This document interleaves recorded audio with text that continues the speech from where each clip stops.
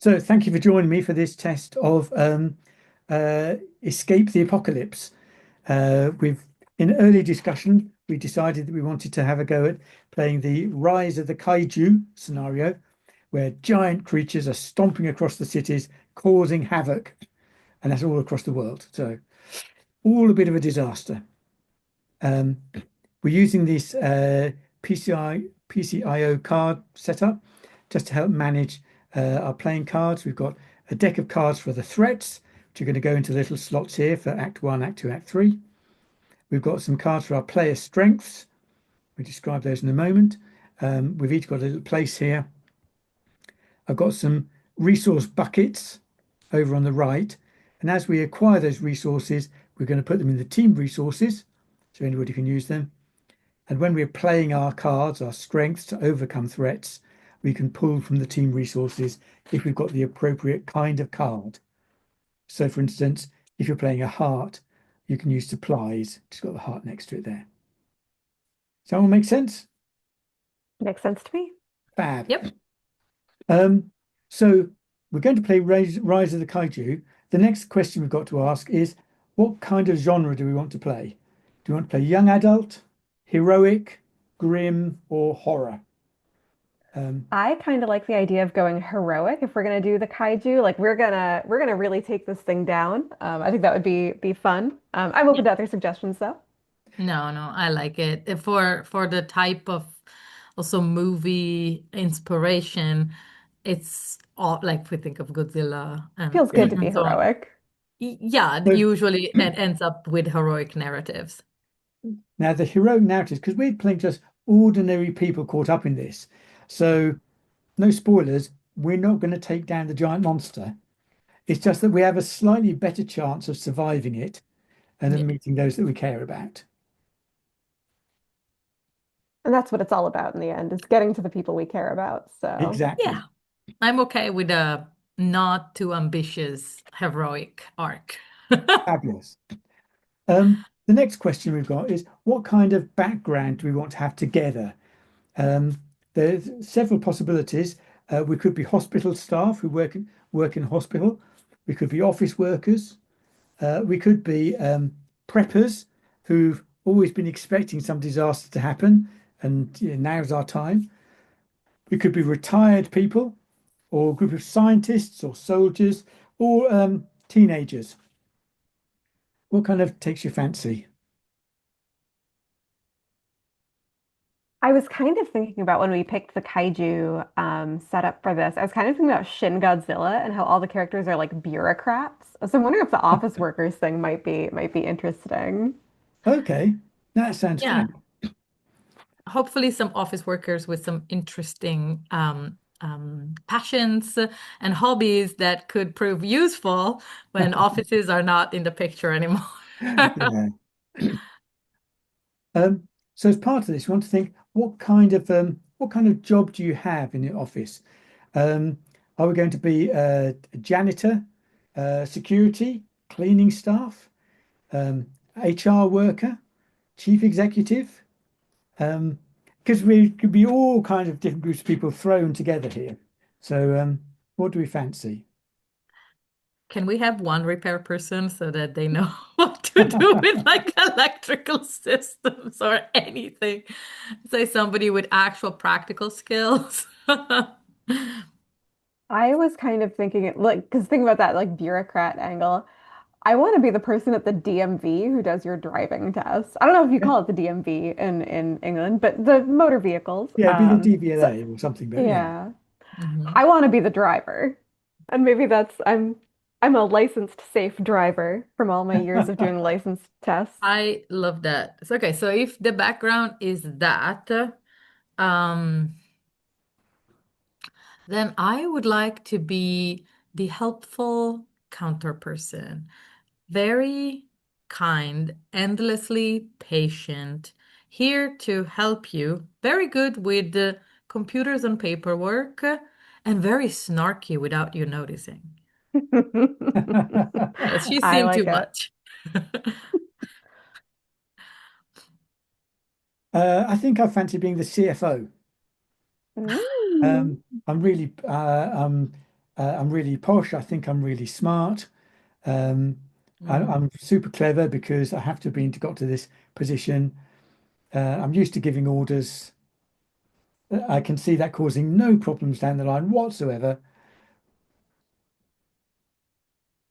great. It's gonna be Love it. great. I love this. I don't think I've ever played the former employees of like a DMV. That's Um, one of the things, because we all work for an office, we start with two supplies tokens per player. okay. That's good. So We that's raided the fridge before we evacuated the office. yeah, Because we are smart. So you're gonna put them in the team resources, so I'm right? going to put them in the team resources. So supplies represents kind of food that lasts and medicine and things like that. So we have six total. So we've got six total. Okay. Yeah. And Mm. are you going to drag another two over for me? Yeah, I can. Yeah, yeah, I Fab. will.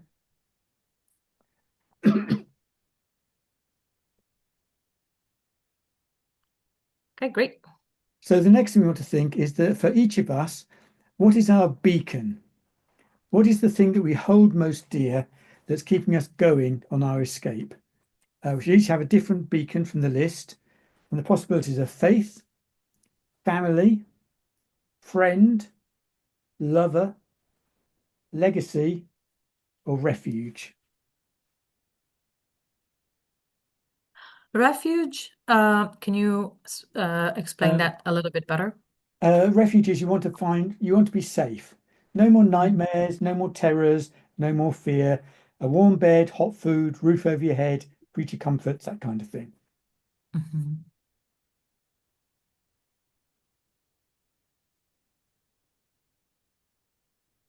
Oh, there's so many good choices. I'm trying to think. So, I think for the character that I'm thinking, it would be uh, probably a person. So a family or friend. Hmm. Um, I think I'm gonna go family probably. Hmm. Um, and I think I would like to, I'm thinking whether a young son or a younger brother Ooh, yeah. who is like a teenage who loves kaiju like films and so has a Yeah, fascination with these big creatures and hmm, perhaps a younger brother.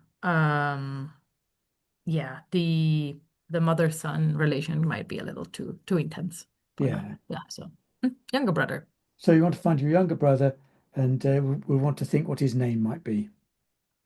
Yeah, yeah, I'm thinking names for me and Okay. for him. Yeah. Um, I'm I'm kind of leaning legacy for I like the idea of being the person who's trying to document all of this. I read that and I thought that was really compelling. yeah. Um, I think if everyone's good with that, I think I'm gonna go with legacy. No, I think that's super. And I think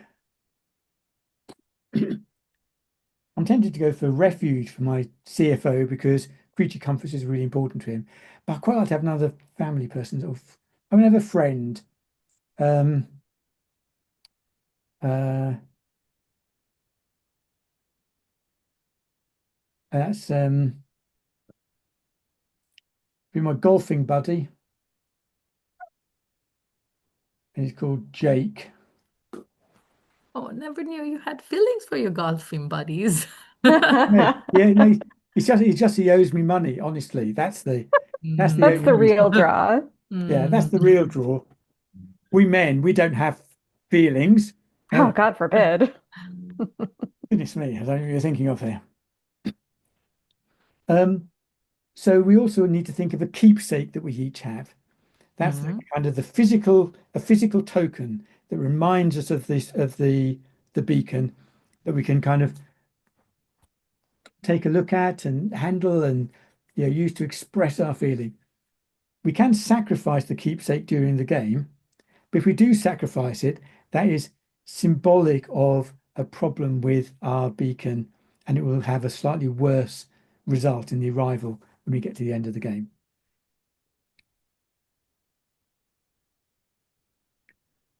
I'm Mike, going to go with the, sorry. no, go ahead. I'm just going to go with the digital camera that, or the video cameras suggested in kind of the thing, because I think maybe it's a dash cam that he's like ripped off of the car. Yeah, lovely. Yeah. Yeah, that kind of GoPro style thing as we just remember Yeah. this. For me, since it has to remind me of, I'm gonna go with Andrew for the younger brother. Hmm. Um, I think it is a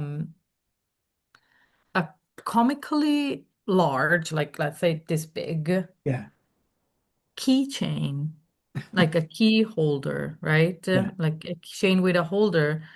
That is a stuffed dinosaur. Not a stuffed, like it's a dinosaur. yeah. Yeah. That sounds perfect. I think for me, it's going to be a golf scorecard, and I've kept it around as my lucky scorecard because I was playing with Jake and I got a hole in one on this match, and so I kept the scorecard with that and Aw, remind myself that, yeah, good luck comes to those who are worthy and just, something I like like that. Spoken like a true CFO. that. Um, so at the start of the game, we're unbroken. So if you want to jot Mhm. somewhere down that you're unbroken, um, and going to see what our approaches are. So we can have three cards each. Mhm. So I'm going to draw three cards and drag them down to my area at the bottom, which I Mhm. think I can see and you can't. And so if you, each of you drag three cards down to your bottom area, And we should be able to see them, right? yeah, you should be able to see your cards. Okay, I'm seeing yours because you're sharing your screen, but I will not look at them. Ah, right, yes. So as it happens, because I'm sharing my screen, you can see them. Um, and my goodness, I'm extraordinarily skilled and cunning. Um, the diamonds represent using skill, clubs represent using cunning, hearts represent compassion, and clubs represent violence, physicality. So I don't do any of that physical stuff at the moment, and I don't really have compassion for people because I'm a CFO. But I'm jolly good at doing things and making things and coming up with cunning plans. Don't worry, I'll see us through this okay. Should we tell you what our approaches are? Yes, you don't have to say, well, you could say whether you're good or bad at them, but say what suits you have represented. Yeah. And so you said that clubs are cunning, Spades and are then, cunning. oh, sorry, spades are cunning, yes. Yeah. Clubs are physicality and aggression. Or physicality. Okay. Mhm. Hearts are compassion, and diamonds are skill.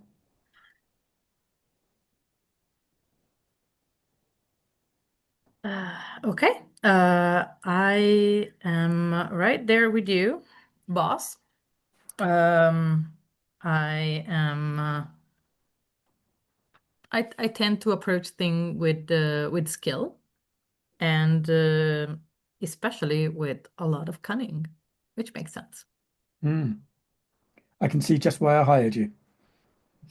Well, it seems that that birds of a feather flock together because I think Lucas is also quite cunning.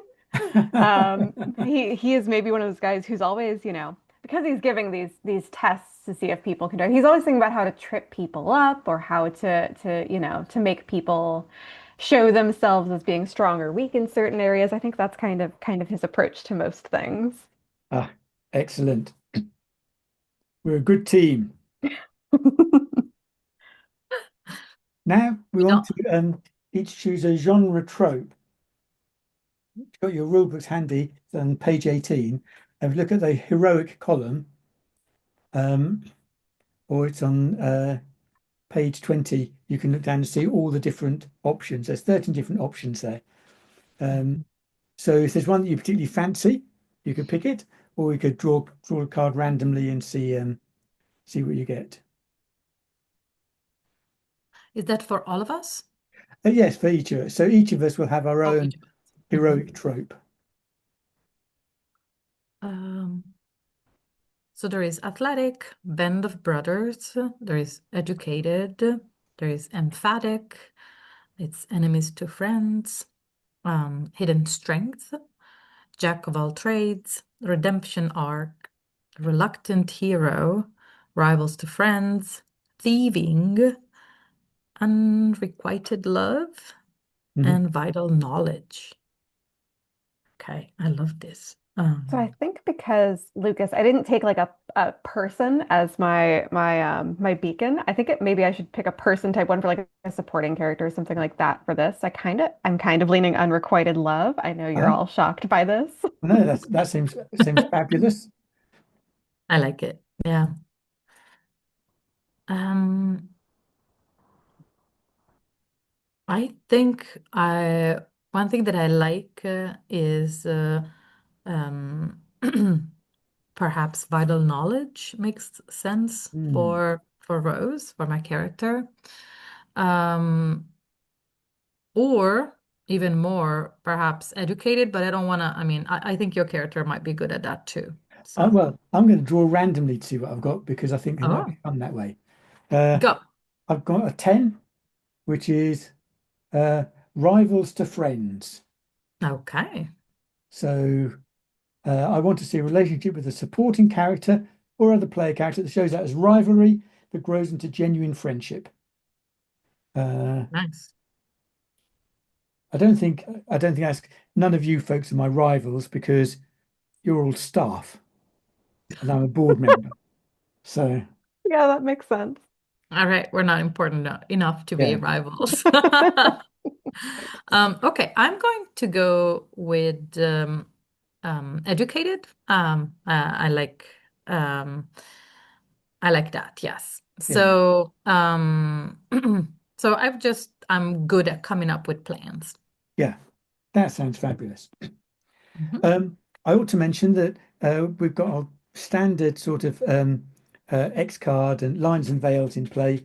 If anything comes up where somebody's not happy with it for whatever reason, just say, sorry, can I X card that? We'll stop, rewind, play a thing a bit differently. Okay. Um,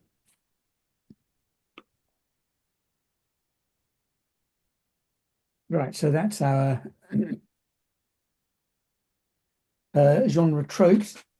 Now we want to think about the group relationships. So we're each going to say what we think about one of the other people. Um, and if we're sitting at a table, you look to the person on your left and the person on your right. Um, Mhm. for me, I'm looking at the screen and I can see Alex, Jen, and Camilla. So I'm going to say that Jen is on my left and Camilla's on my right.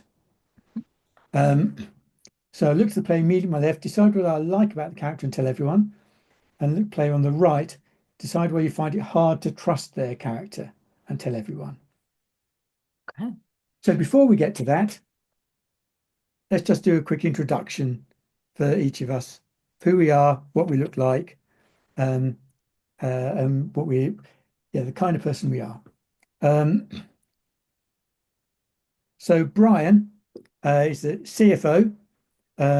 He's kind of early middle age. He's got to this position quite young, and it's because he's quite ruthless. He's good at his job. He's good at reading people. He doesn't care who he treads on to get things done. And these have been seen as really positive characteristics in the in his accountancy rise to the top. Um, he has a he doesn't have close family. He doesn't even have close friends. The closest thing he has to a friend is Jake, his golfing buddy. They're very evenly matched, and uh, and they like to rib each other. Um, he doesn't know how to say it, but actually, yeah, they do really like each other. They are really good mates, but they find it hard to say that. Um, Brian is really keen that he does find Jake. Um, he dresses smartly. He has a three-piece suit and a tie, always. Um, and one of the things I think we're going to find out about him is that he sees other people um, as rivals. Uh, Along this journey, there's going to be somebody who he sees as a rival who actually would turn out to be a good friend. What that rivalry looks like as we get into escaping the apocalypse, we'll work that out as that comes along. So that's what Brian is like. Jen, would you like to tell us about Lucas? Yes, sure. So Lucas, I'm picturing him probably in his mid 30s thereabouts. Um, Average build, average height, lot average about him. I think he is, and probably aware of it in a self-conscious kind of way. I'm picturing him as being a fun socks guy. Where, like he wears like the buttoned-up uniform, like he's got like the collared shirt and the dress slacks, and he looks very professional. But he's always wearing fun socks to like assert his personality a little bit. Um, and I think, when I think about his disposition, I think maybe he had higher aspirations than being a DMV employee, and life just didn't really shake out that way for him. Hmm, So he's frustrated, disappointed, but making the best of it as best he can. That's kind of where I'm leaning with Lucas. Fab. So Rose, I I think she has a much younger brother. So I'm gonna place her at like early 30s too. Hmm, Yes. And she's very smart, but also very kind and patient.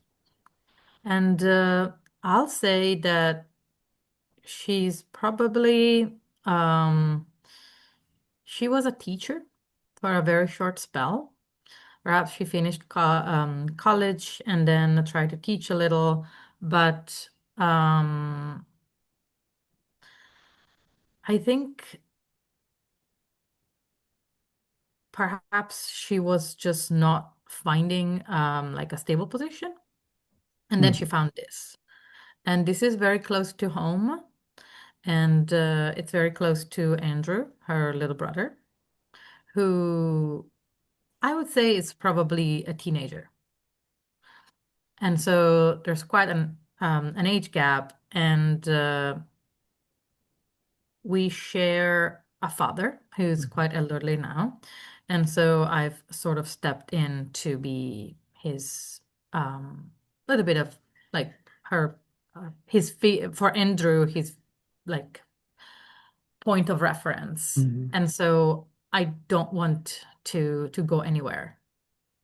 And I am, as I mentioned, Rose is very kind and very patient. hmm. I'd say that she dresses as she has to, but takes as much slack with it as she can.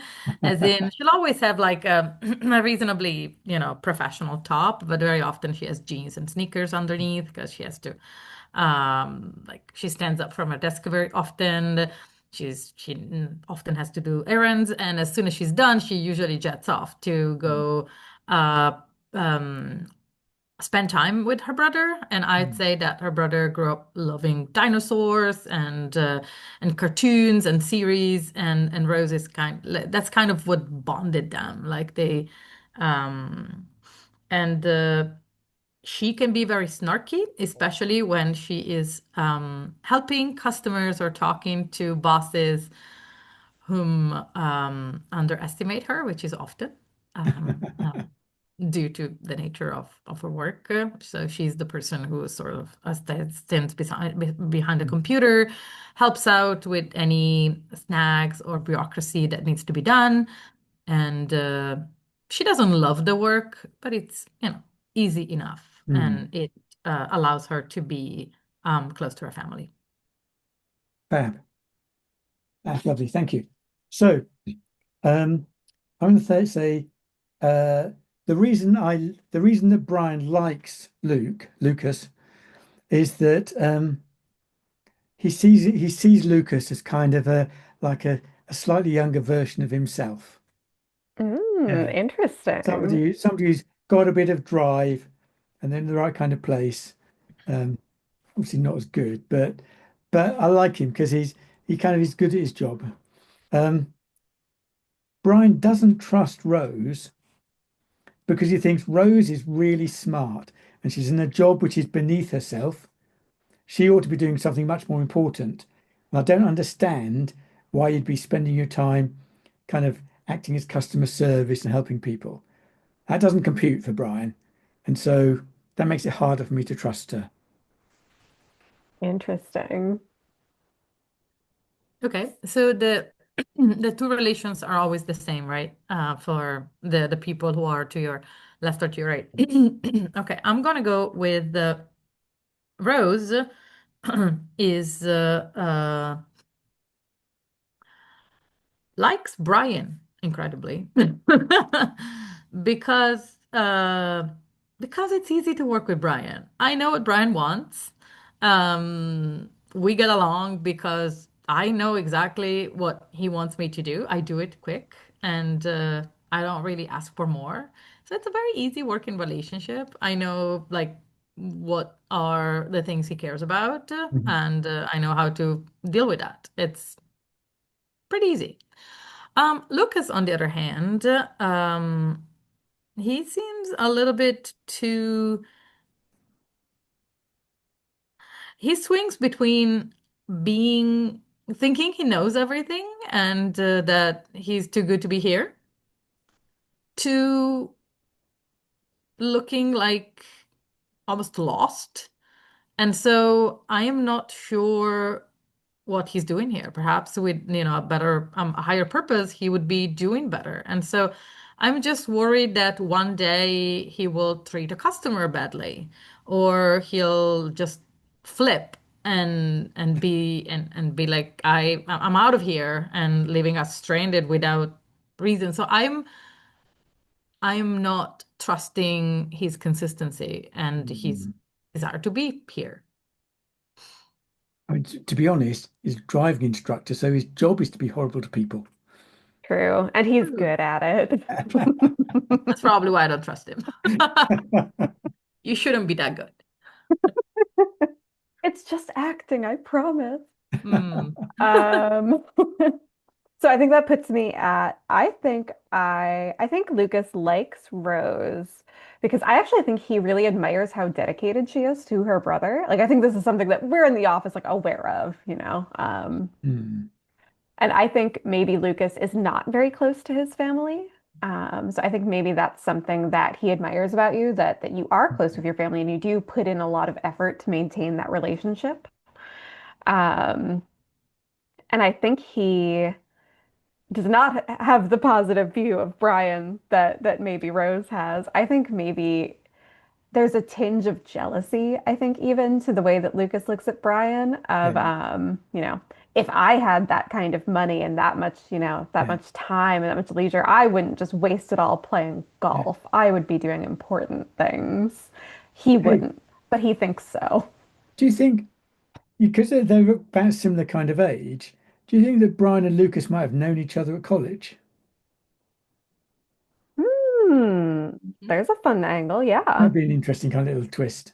I like that. Yeah, putting them around the same age. Yeah. Yeah, Hmm. Nice. because So we're all that would similar in that kind of age. play into that jealousy idea quite nicely. So there is like we're all similar in age. Yeah, Yeah. 30s-ish, you know. Okay, good. So we're going to answer some questions, think about how the apocalypse started. Um, First question is, what was an early sign which everyone ignored at the time, but with hindsight was the harbinger of the apocalypse? I Yep. have it. I will say that there were sort of inexplicable damages to properties. Mm. Perhaps, in rural areas. And as they were coming up in the news, perhaps some baffled farmers that said, what did this, right? Yeah. And uh, I will say that maybe Andrew was saying, "Oh, it must be a dinosaur," and so it was on my mind, but So perhaps, I'll yeah. move on to the second question then, because as the questions get to more and more detail and become more have more immediacy to them. The second question is, what were some of the news stories from around the world that first made you think that something was actually going wrong? I'm going to suggest that uh, a lot of deep sea trawlers were suddenly going missing. They set Yeah. out, they're out trawling, and then people lost contact with them. This was happening places all around the world.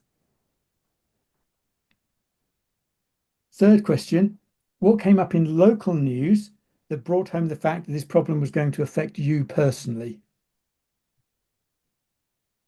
What if we're not quite in that like super rural area, but we're maybe in that like between, urban and rural, the suburban type In a atmosphere small where, city, yeah. yeah, it starts, we first think it's really far off in these really remote places, but then it starts cropping up in more urbanized areas, and we start getting more reliable reports that are not just like one guy who could be dismissed. We start seeing like, oh, there's, trusted, respectable people who Mm, are reporting seeing something very strange that they couldn't explain. yeah, good, good. Um, so fourth question, what was the first evidence of the apocalypse that we saw with our own eyes? Um, I'd say there was a report of very strong, like some, there was an alarm for an earthquake later at night, and I had stayed in the office late to finish up some paperwork. And I a question, which time period are we playing in? Because I feel that that Oh, affects the way I contemporary, could I think. communicate. Yeah, Huh? contemporary. Oh, contemporary, great. Yeah, So 2020. I got a message from Andrew saying that he he was scared. And so I packed up and decided to go home. And as I was going home, I'd say that the road from the office to my house um, borders some open areas. Hmm. And in sort of at the same time that we would hear this sort of assessment almost shakes. Um, I turned and I saw it was dark, so I'm not Hmm. sure, but I definitely saw something really big. Yeah, Yeah. Some like rugged, like I don't know what it was, but it was yeah, big and it was moving. fab. And then the last question is, um, what is it that causes us to we need to escape right now? And I'd like to see we've been the lobby of our skyscraper where we work, and suddenly there's the top of another building has come crashing down into the street. Um, there's screams, there's sirens, Yeah. and I'm going to look at the Act One description for the lobby. Um, Glass and shiny marble tell us this place is a wealthy centre of commerce and business. But there's too many people struggling to get out at the same time. Some are being crushed against the security barriers, others are tumbling out of emergency exits. security guards are shouting and waving firearms, trying to keep order. So, what kind of people catch our eye? How is the start of the apocalypse manifesting? And what are we wanting to do? I like the idea where we keep feeling this like earthquake-like pulse. And Mm, that's like the footsteps of whatever we're dealing with, where at first we think, oh my God, this is a terrible series of earthquakes until it clearly mm, isn't. Um, Yeah, like so at first, I think maybe people are actually like trying to put into place like earthquake shelter protocols, like, okay, uh, everybody get to the basement or yeah. things like that. yes. I would I'd say that probably we're trying to do all of that, and then perhaps the power starts um, sort of Mm, um, not really, it doesn't go off, but it how do you say tremble, like the all the lights Flickering. that start to, yeah, thank you. yeah, And the computers, like we see that they're not working really well. And so yeah, there are panicked screams, yeah. I would say, in the office. I think the other thing that catches my eye is that there's some of the people here are queuing to see uh, people about getting a license renewed, and there's this tension between people who don't want to lose their place in the queue because they've been waiting here for ages. But no, this is Yeah. all happening. It's all going wrong. Yeah, Uh, and if I may, I just stand up and tell everybody, no more business today. This is now an emergency.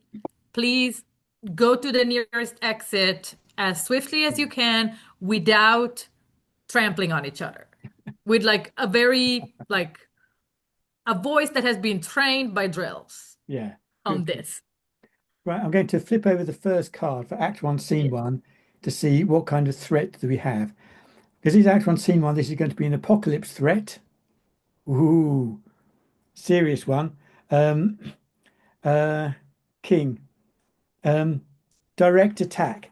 For a fraction of a second, the kaiju notices you and focuses its attention on you. It idly considers squashing or eating you. How lucky Oh, to get. And I think uh, I'd like to suggest what happens is that there's a giant leg just plows through the center. All the glass is showering everywhere, and this leg is kind of come hurtling through. It's kind of stomping in here, and we've each got to decide what we want to do. We've got to beat a king, so that means we've got to play a king and use some extra resources. yeah. Um, we can only use supplies if you've got compassion. So I can't actually beat that. Now I, remind me, ace is high or ace is low? aces are low. Damn. I'm Um, gonna I'm gonna play question. a jack, but that's not gonna win. Question. Yeah. When if we were playing around the table, would we see each other cards or not? It's entirely up to people whether they want to have them played open or hold them to their chest. I've seen Okay. people play either way. So can we stack cards? Like, can I help you to get over the value? No, the each of our cards is played individually against that value. Oh, oh, If there's resources we can use, then that's great. If we've got supporting characters, they can help us. We haven't got supporting characters yet. The first one comes in scene two. I got nothing. This is going So to be ugly, I think, for this us. is so this is going to be ugly for somebody. Um, it's Yes. ugliest for the person who plays the lowest card. Ah, okay. Well, yeah, I don't have a lot. I think I'm gonna jump on Oh my the blade goodness. here of there's a reason I asked if aces were high or low. I think Yeah. I will fall on the grenade metaphorically this time. Yeah, I'm yeah. I don't have any, well, nothing beats an ace in this Okay, case. so we'll describe our contribution toward Mhm. trying to escape this. we've all failed, Mm. but the worst of it falls upon Lucas. Um, Lucas, you've got a choice. You could become a dead man walking, which is you escape by the Mm. skin of your teeth, or you could give up your keepsake at this moment. Oh, I don't, it So feels to me that this is more of a dead man walking kind of I situation. would agree. I would definitely agree with that. Because I was thinking, But if if I we can go sort from of the order narrate this a hmm? highest to lowest, Oh, okay. because we've not managed to beat it, we go through them highest to lowest. If we Okay, cool. do overcome a threat, we narrate in the order lowest to highest. okay. Aha, there we go. Yeah. Hmm. Nice. So I can see that there's a problem here and say, um, quick, you and you and you, follow me out towards the front. But unfortunately, this is where the leg is coming in and glass starts showering down over us. Yeah. So, I had tried to direct people outside by just yelling at them because I thought this would be manageable. Mm, Um, And I'd say that when people are not and they're panicking, and I hear you saying that too, I literally, like there's a counter with the computer. I literally try to jump over the counter, when you put down a hand and sweep mm, your legs over the counter to go and like direct people, and that's when the legs come in. And so I feel that literally I get thrown back, but behind the counter. So I'm yeah, somewhat protected, but definitely a little shell yeah. shocked. And the Yeah. glass goes showering all over the top of it. Yes, Yeah, Lucas. So I think um I make it initially it looks like I'm gonna make like I make it out of the building. I think I already have like the car keys for one of the like, I don't know, driving school cars that we yes, own in hand. I'm like, okay, it's great. Everyone follow me to the car. We'll get out of here as fast as possible. But I think just as I'm like about to open the driver door, yeah, the kaiju's foot comes down on like the front half of the car. Like it yeah, destroys the engine, everything like that. And I am like just pushed back yeah. by the car sort of crumbling. Um, Oof. and I think that is like I'm having to scramble back. I'm like I was very nearly crushed by rubble of this foot just coming down right in front of me. Yeah, just a hair's breadth away. Yeah. Um, that yes, absolutely a uh oh goodness me. I was a second earlier. I'd have been in there. Yeah, yeah, absolutely. So what happens with a dead man walking? With a dead man walking, it means that um if you fail to overcome a card again, you're dead. But also at any future point, if you're a dead man walking, you can say, I will voluntarily sacrifice myself and everybody else gets away. So Okay. it gives that there's that opportunity for a heroic outcome there. What happens if you get a second dead man walking?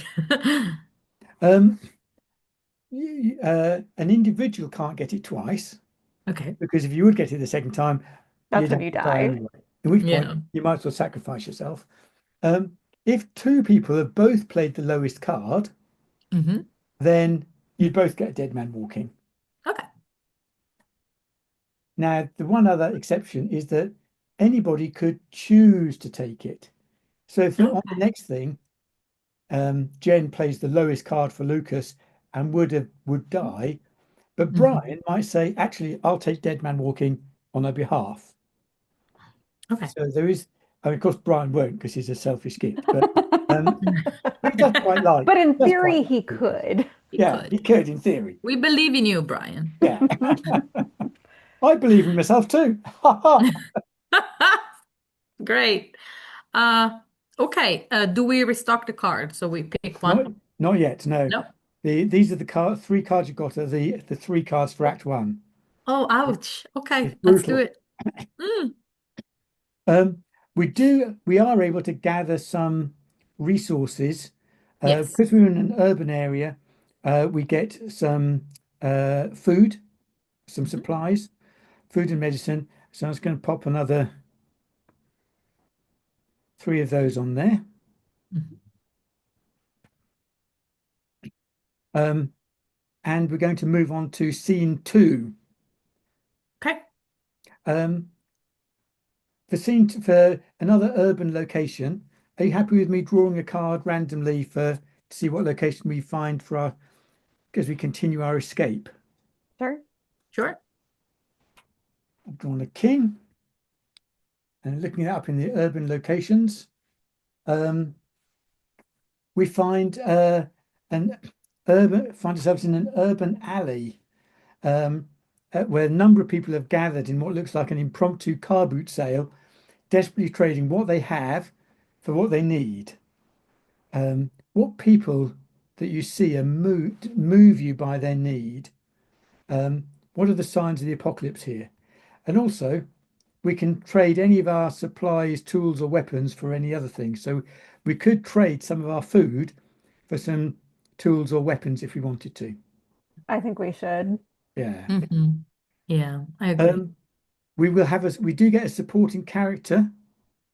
So our Hmm. first supporting character is Rosita, the kind-hearted doctor.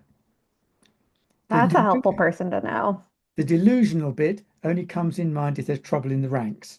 So at the moment she's a kind-hearted doctor, but if she has too much stress, she might become delusional and stop helping us. I mean, that kind of makes sense. That's Yeah. fair. Mhm. So should we have some little character vignettes about what it's like? We find ourselves in this urban alley. There's a lot of trading going on. What do you want to trade for? Um, somebody could meet Rosita. Mhm. Um, uh, Well, uh, Lucas, I think you've got the um, thing about a unrequited love. So it might Yes, be I think interesting this to is have a a little scene wonderful with you and Rosita. opportunity. Yeah, yeah, lovely. Okay. And okay. So we go one by one with the vignettes. yeah, Okay. Do you want to go first, Lucas? Sure. I think we're at this sort of impromptu depot almost of like people meeting, trading, selling, etc. I think there's almost it's kind of a lovely moment. He sees her like across like he she is I imagine in the process of helping someone who's been injured in this like initial stampede of people. yeah, So she's like setting a broken leg or something like that. Um, and just her concern and her compassion and the way that she's able to remain very calm and collected while dealing with this obviously insane situation that none of us have dealt with before. He is just immediately taken by her, like just incredibly, oh my God, there's like to see someone who's still so actively like in the midst of the mhm, first crisis immediately jumping in to help. And also she's beautiful. So Lucas is just immediately like in love. yeah, Um, and he once he sees that this patient that she's dealing with is kind of taken care of, he's going to go over to her, introduce himself, just mhm, sort of um, try to play it cool insofar as he is capable of that, which is not very, I think. Um, but he's going to sort of get talking to her about, making sure everyone has enough to eat and things like that, and sort of mm, again getting into sort of trading these supplies for yeah. who needs them and who needs what. And I think that she seems to welcome this. Um, she's on quite a professional level. She's thinking, "Oh, good, here's somebody who's able to help. They've got their wits about them." Um, and so she's interacting with Lucas in quite a professional level, which so she might be kind of having a different view of how this encounter is going to what Lucas has got in his mind. For sure. Yeah. Um, Anything else? I think one thing that we might have, besides like some supplies to trade, it's also we're not too far from where we work, right? Yeah. I think that at least I did bring a bunch of car keys, Mhm. and the cars are parked not too far away, Yeah, definitely. and that can be very good trading opportunities, let's Mm. say. and so perhaps we can, I would say that some people might be interested in having a vehicle, and of course, we would have a vehicle besides the one that Lucas got trashed in.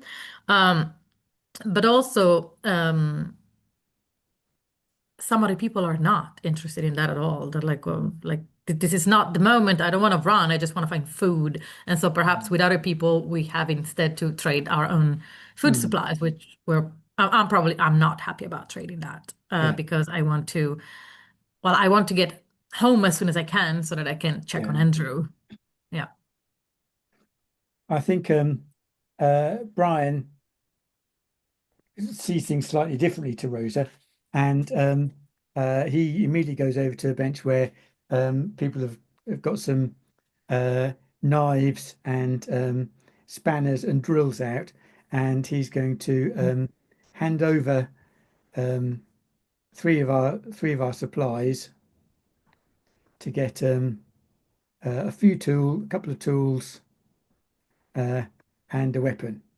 It's a Hmm. good idea. He thinks that we use it, and yeah, he's good at trading with this chap.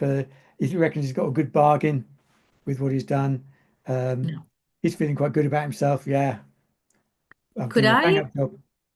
could I perhaps be like when you like sort of like shift away your attention, do Hmm. one more trade?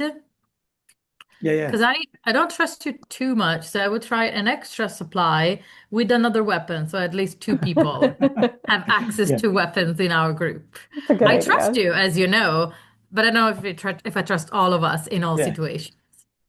So let's see what threat comes up now. Because Hmm. this is Act One, Scene Two, this is an urban threat, not an Hmm. apocalypse threat. Five, Hmm. and look at five. Um, that's a territorial loner. Somebody who's on their own, armed and a little paranoid, thinks this is their territory, and they want to start shooting, but they may be able to pacify them or fight them off. All right. Well, I can beat this. I can beat this as well. So let's Right. put our cards up. I can beat it if I can use some of our resources. Um, so you don't, because at least two of us have beaten it. It doesn't matter if you don't Okay, beat it. okay. Good. Because So we can save our listen, resources a little bit. my first hand was rough. Yes. So because we've got at least two people have beaten it, we Mhm. want to narrate from our lowest up to our highest what our contribution was for dealing with this armed madman who thinks that we're on his territory. You can narrate using any of the resources we've got, even without using them up, Okay. because we know we've got them. It's only if we use them up that we actually lose that resource. I think Lucas, um, he's he's still thinking this is gonna be like a great opportunity to impress Rosita, the doctor. And he's gonna try to like physically intervene and try to be like, no, we need to work. He's gonna try to like get in between this Yeah, guy, this lone madman, and maybe some of the people lining up to see Rosita for medical care. yeah. Um, and he's just gonna get like shoved to the ground. Like he is not actually able to stand his ground at all. It's not impressive. Oh,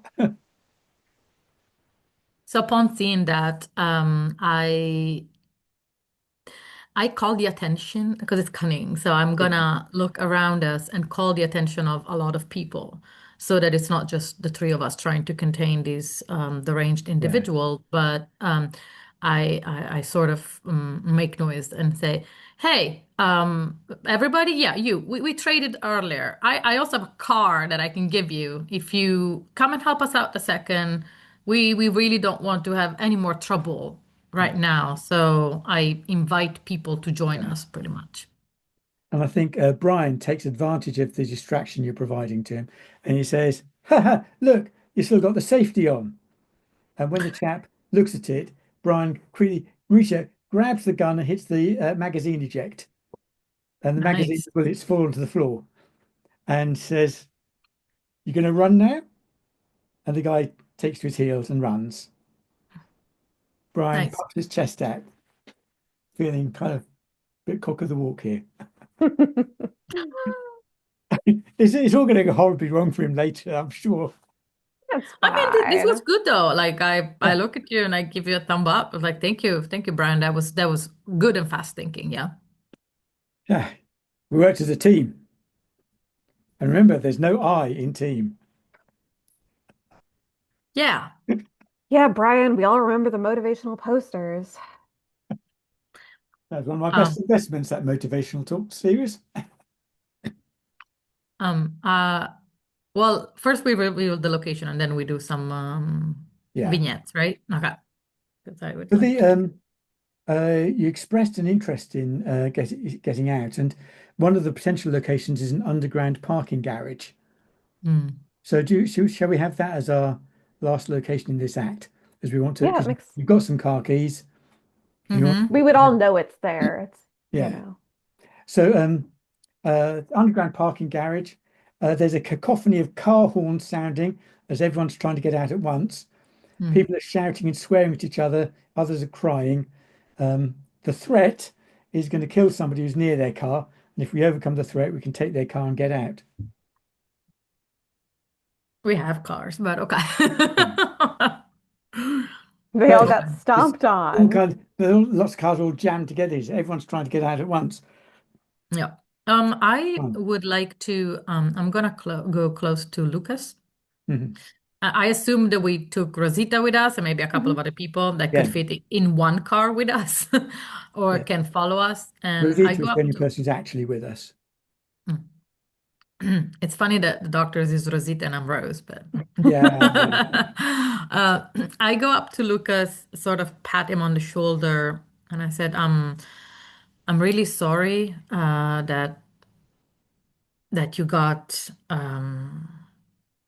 hit while you were in a car. I know how much you like to drive, and I hope you're not scared to do it again. And I show you the keys to your to what I know is your favorite car. And I'm like, you up to drive this one? I think you see him kind of like square his shoulders a little bit, kind of like shake himself off, reset a little bit. And he's, if there's one thing I can do, it's drive. That's great. Thank you, Lucas. We'll need that. Oh, there's something I forgot to mention that we can bring into when we think about the locations or we're doing our own character vignettes. Um, some of the one of the themes for the rise of the kaiju is military jets roaring overhead, helicopters gathering like angry wasps. The creatures are hundreds of foot tall, so there's devastation of buildings and structures. There's a lot of collateral damage from the creatures' movement and from the military attempting to stop them. And some keywords that we can bear in mind to bring up are rubble, gargantuan, chaos, insignificant, and flattened. That's rubble, gargantuan, chaos, insignificant, and flattened. Just things Okay. that can help us kind of stay in our theme. I'm kind of imagining in this like big crush of cars in the Mm, parking garage, people are still like, hanging out of the door window, trying to like exchange information with each other almost, where mm, this street has already completely collapsed. You cannot go this way, or it seems like it's heading that way, so avoid this route if you're going to try to drive yeah, out of the city. I think there's probably a lot of that kind of like shouting information exchange going on. I like that. It's nice the idea that people are hanging together. Um, Brian has got Rosita by the arm. He says, "Yeah, come on, come on, Doctor. We'll take you with us to a place of safety. We think you're just the kind of person that we need. We got to keep you safe. So yeah, And I add to that. I was like, and we need you to check on Lucas because I want to make sure that our best driver is not injured. yes, yeah." And I think perhaps Rosita um, does want to give you a bit of a once over. Says she says, "I need you to take your shirt off because I want to check for traumatic injury to your shoulder. And so as you undo your shirts and as you peel it off of the shoulder, she kind of tugs it down a bit more roughly and starts kneading the muscles at your shoulder and at your neck. So you can find it where it's been a bit stiff. And she's giving you real decent kind of bit of a massage there just to make sure everything's in good order. Lucas is red as a tomato. And that's when the noise from the outside sort of stops for a second and sweeping Yeah. music comes in for like the 1 minute that the massage lasts. Yeah. Yeah. And then And then, we have a oh popping no. threat number 6. Um, uh, Rain of debris. As the Oh. collapse of buildings and movement of the Kaiju has caused um, uh, as chunks of masonry fly for 100 meters, crash down around us. The ceiling of the underground parking garage collapsing in. Um, Hmm. so we each want to try and beat a 6. At least two Yeah. of us will have done it, so that's all good. Thank you Um, both.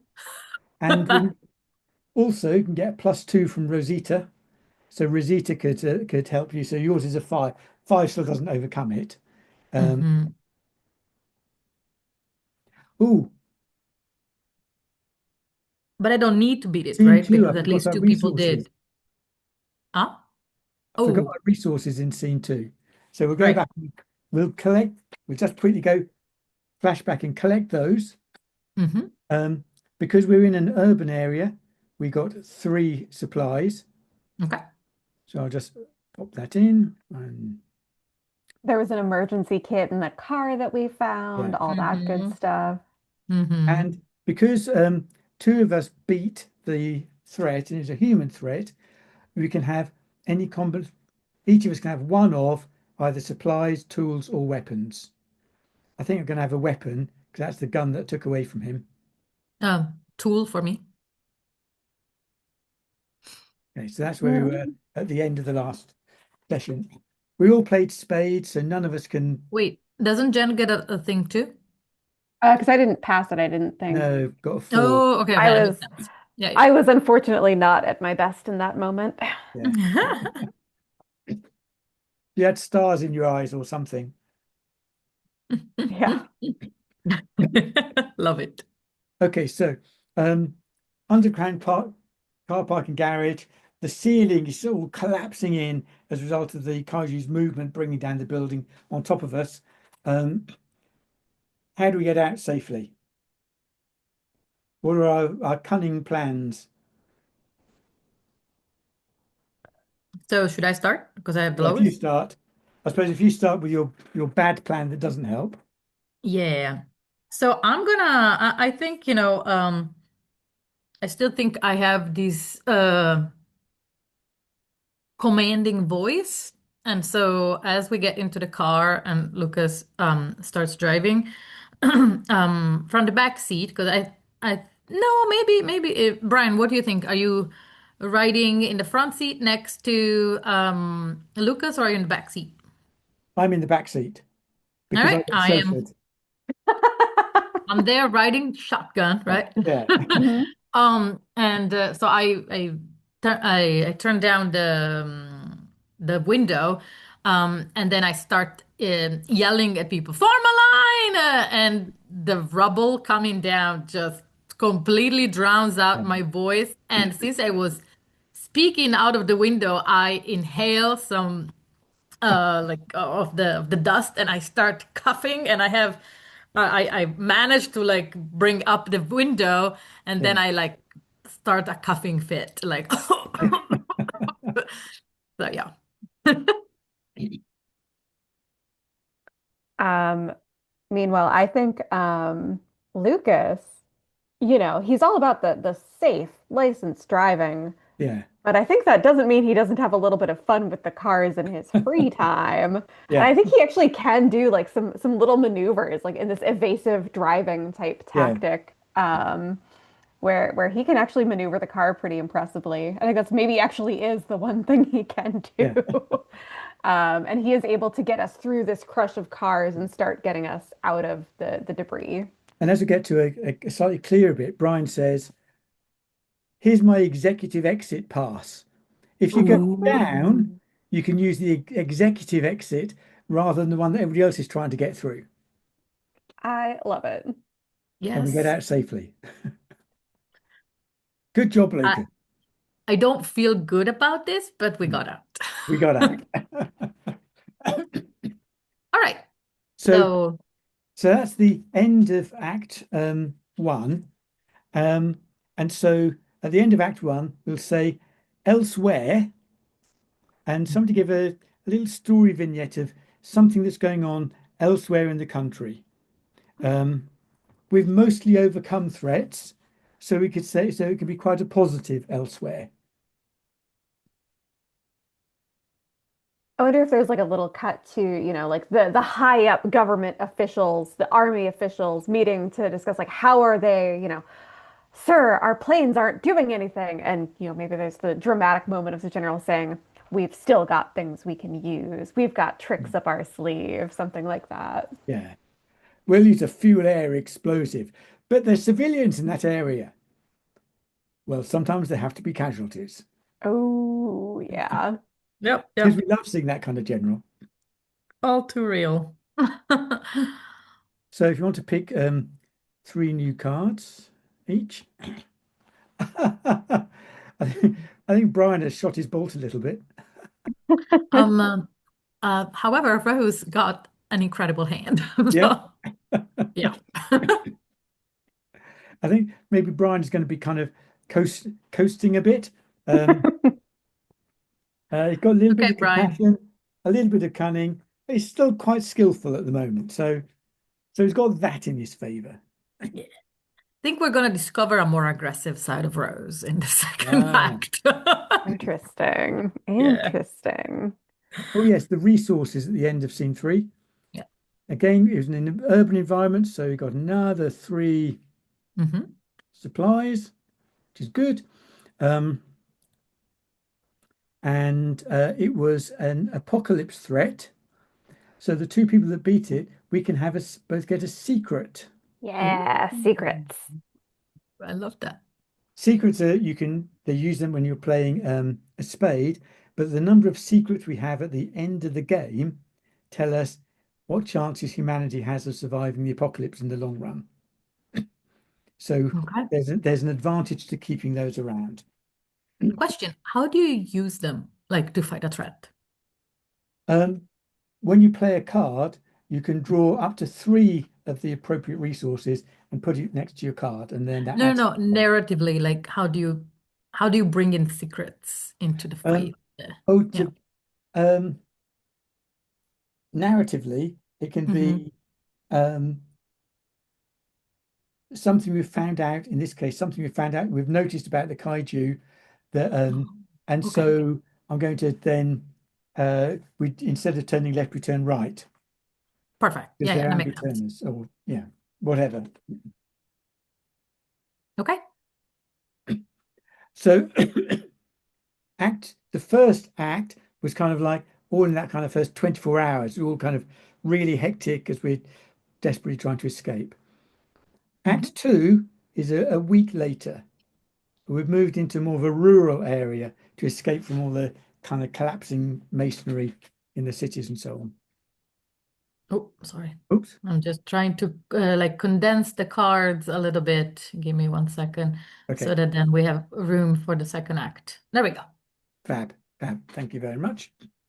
So, want to work out what our first rural location is. Um, Mhm.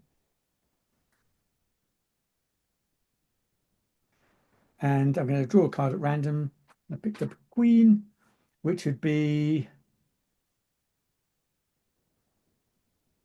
um, mine workings. Mm. Um, Maybe we're trying to get underground. yeah. Now, these mine workings in Act Two, they extend deep into the rock, still lit by flickering emergency lights.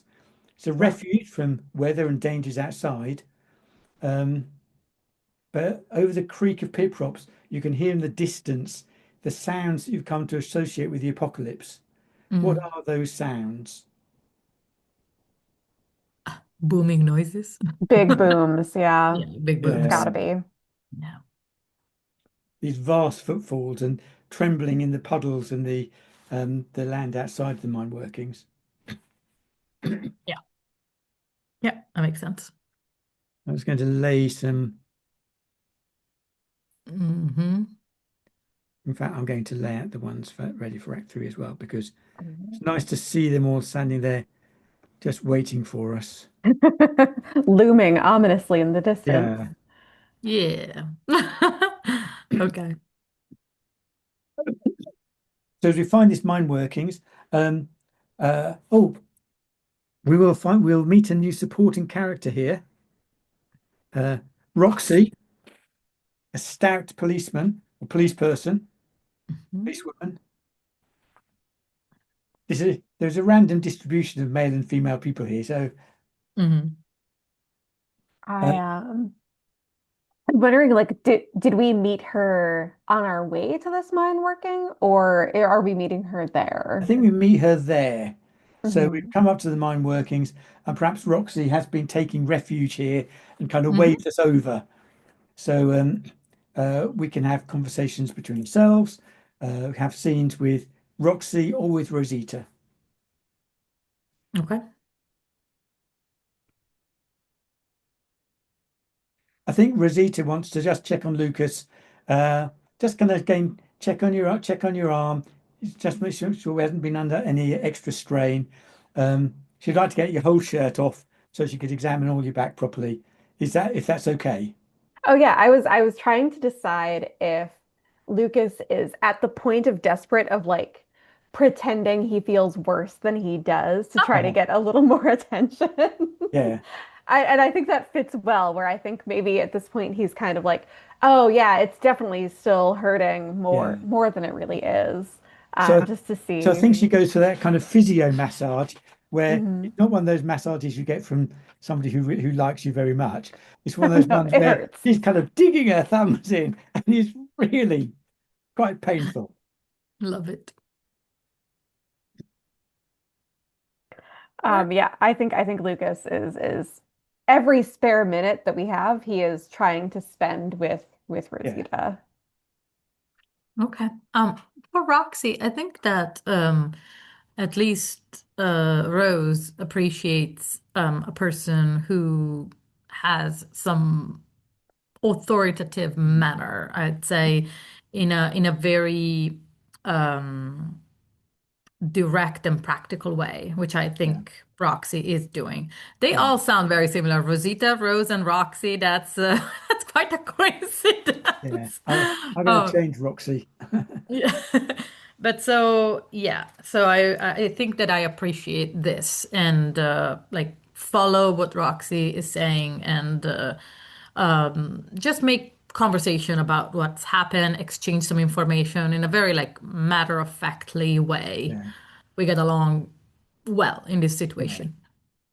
And I think that Brian feels a bit offish towards Roxy Mm. because she's kind of acting with authority here and giving people orders and things.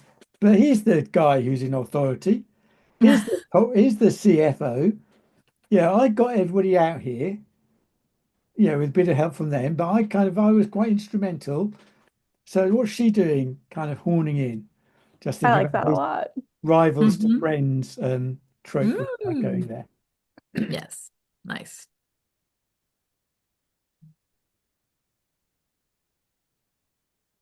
So we're going to have a zone threat crop up here. Yeah. I wanted to say that I forgot that in the previous scene, Yeah. I would have actually had a +1 because I used spades. So Ah, I yes. actually would have matched the threat. Does that mean you beat it if you match it? No, you've got to beat it. You've got to get over it. Okay. So I wouldn't have changed anything. Good So to know, though. your cunningness was nearly there. Yeah, yeah, so I remember that. Yeah. Right. So Rural threat. Jack is uh, ooh, wolf pack. Howls in the distance are suddenly much closer. A wolf pack, as we've been standing around talking outside the mine, or we've gone into the mine to shelter, a wolf pack has picked up our scent and are barreling in towards the team. Can we scare them off or escape them before it's too late? Okay. Ooh, Question, do uh, we have a +2 because we have two supporting characters now? we've got two people can get a +2, or one person can get a +4. Oh, Each of the wow. supporting characters can give a +2 to somebody. Okay. So I could either beat this straight or I could beat it with a +2. Um, what do you need? There's no advantage to beating it with a higher value. I can beat it if I can use some of our resources. Okay, Okay. that's good. Because Uh, we've got a pretty good stockpile of stuff now. I think we yeah. can start using Um, them. I could beat it if, ooh, you're talking about our stockpile of resources, just reminded me of something significant. Because we're starting a scene in the rural zone and there's three of us, we have to spend three supplies. Oh, because we are out of the city? Yeah. Now we're using them. Okay, that makes sense. Um, so if two of you beat it, I could get rid of one of my use bad cards. I could kind of faff around and not do anything useful. But it'll be okay. So Okay. So I can just beat it. Should I just use my high card to beat it? I have only high cards. Oh, okay. then yeah, sure. In that This case, is the highest cool. of them, but the other two are pretty good too. Yeah. Okay, then I'll just do that. Oh, sorry. So uh so that's Lucas has got the 9, yeah? Yeah, so I was going to use tools to bump that up to be successful. I would But use you two, also have right? a +4 Well, potentially. yeah, you can get +4 from Rosita and Roxy helping you. Oh, that's Because I'm Yeah. true. I'm too low down to actually get any help here. Okay. Um, I'm going to just use my 2 of hearts, which is kind of rubbish. I does it matter which of the NPCs or the supporting characters that I get help from, or do we just we can narrate through? Because I We think can we can narrate how both of them can help you, okay, and you can narrate how both of them help you. And then we don't need to use up resources because okay, cool. you've made it. Because we've won, we start at the lowest card and then move up, and that's me. And I'm saying, as the wolf pack starts charging towards us in the mine, Brian goes up with his opening a pack of biscuits and saying, "Good doggies, good doggies. Got some nice doggies here." Sure, Brian. I'm trying to show compassion. Mm-mm. Mm-hmm. I think maybe I have like a vague former acquaintance with Roxy because I think maybe she was like a traffic cop or something like that. I Yeah, Oh, think maybe yes. in my line of work we've crossed paths. So I think I'm going to narrate. I think Roxy helps me out here a little bit, where she probably also got here in a car, realistically. yeah, And I think we're gonna try like just as loudly as possible, revving the engines of the cars to try to scare the Mm, wolves off. yeah. Just and Love especially like it. if we can get the echoing of the walls of the mine around us, I think we Yeah, can make some really like terrible noises to try to scare them off. Yeah. fabulous. And as you do that, I'd say that probably we had a little fire. We had started, perhaps Roxy had already started a Mm, little fire, perhaps with some like wood that we found outside and we brought in.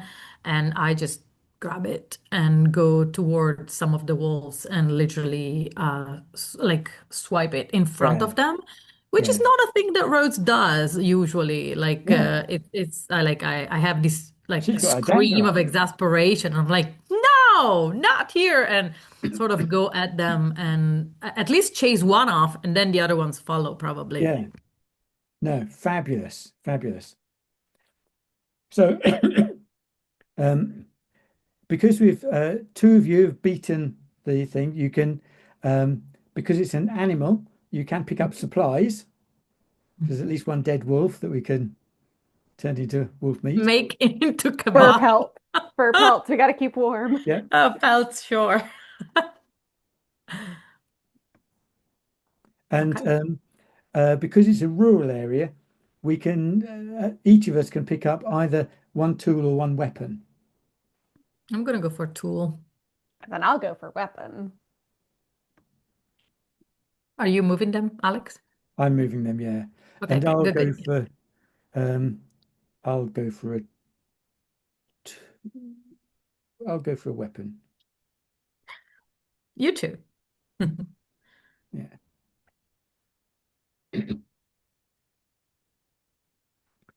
Okay.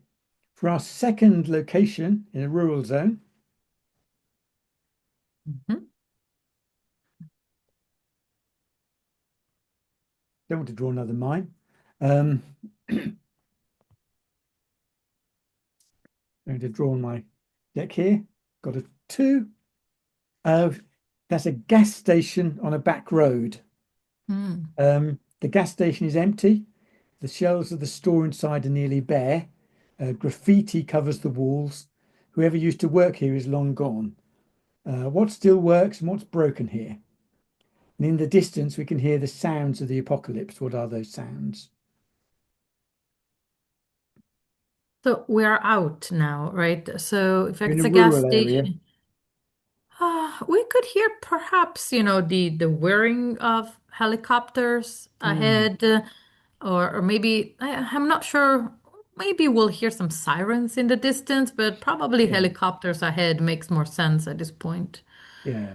Yeah, I was almost wondering about like some of the larger like tanks or something like that. Like we hear them rumbling by because you can hear those Hmm. from a pretty good distance off, I would So, imagine. And yeah, they'll have to make their way to the city. yeah. Yeah. Oh, that sounds fab. And I'm going to say there's a kind of little kind of gurgling sound because um, there's the kaiju has been past this area, and just one of the pumps has been knocked completely off, and there's little bit of fuel bubbling up from the underground tanks there. We can use that. We We've got can. cars. Yeah. Um, uh, since we came out of the cave, I feel that Roxy is probably chatting with Rose more simply Yeah, because, she appreciated, I guess, what I did, yeah. which was braver um, than she thought from an office worker. And so I would say that perhaps, since there are some targets here, we're doing some target practice together. She's Ah, teaching me how to shoot a little. Yeah. nice. Very nice. Um, Do you I'm want to join, Brian? no. And Brian goes to talk with Rosita, and he's having a lovely chat with Rosita, and he's telling her jokes, and she's laughing at his jokes, and he's laughing at what she says. Lucas isn't part of this conversation, but the two of us are having the loveliest time. Meanwhile, I think Lucas is aware that this is happening, of course. Yeah, yeah, He is like trying to maintain the cars as best as he can, like to make sure that we can keep using them as long as possible. So I think he is like fully, I mean, this is a gas station. It definitely has like, we can stop the cars somewhere. I can like get underneath them. He's trying to look really manly and masculine yeah, and like, so he's like covered in like grease and yeah. oil. At some point in the last week, the sleeves of his shirt have disappeared. Um, Yes. Whether any of this is working for him or not, I don't Yeah, know, but he's trying. Yes, Rosita's not noticing him, paying Yeah. attention to him at all. No. Oh. Because it's our second scene in this rural area. Yeah. The three supplies gets used up, Yeah.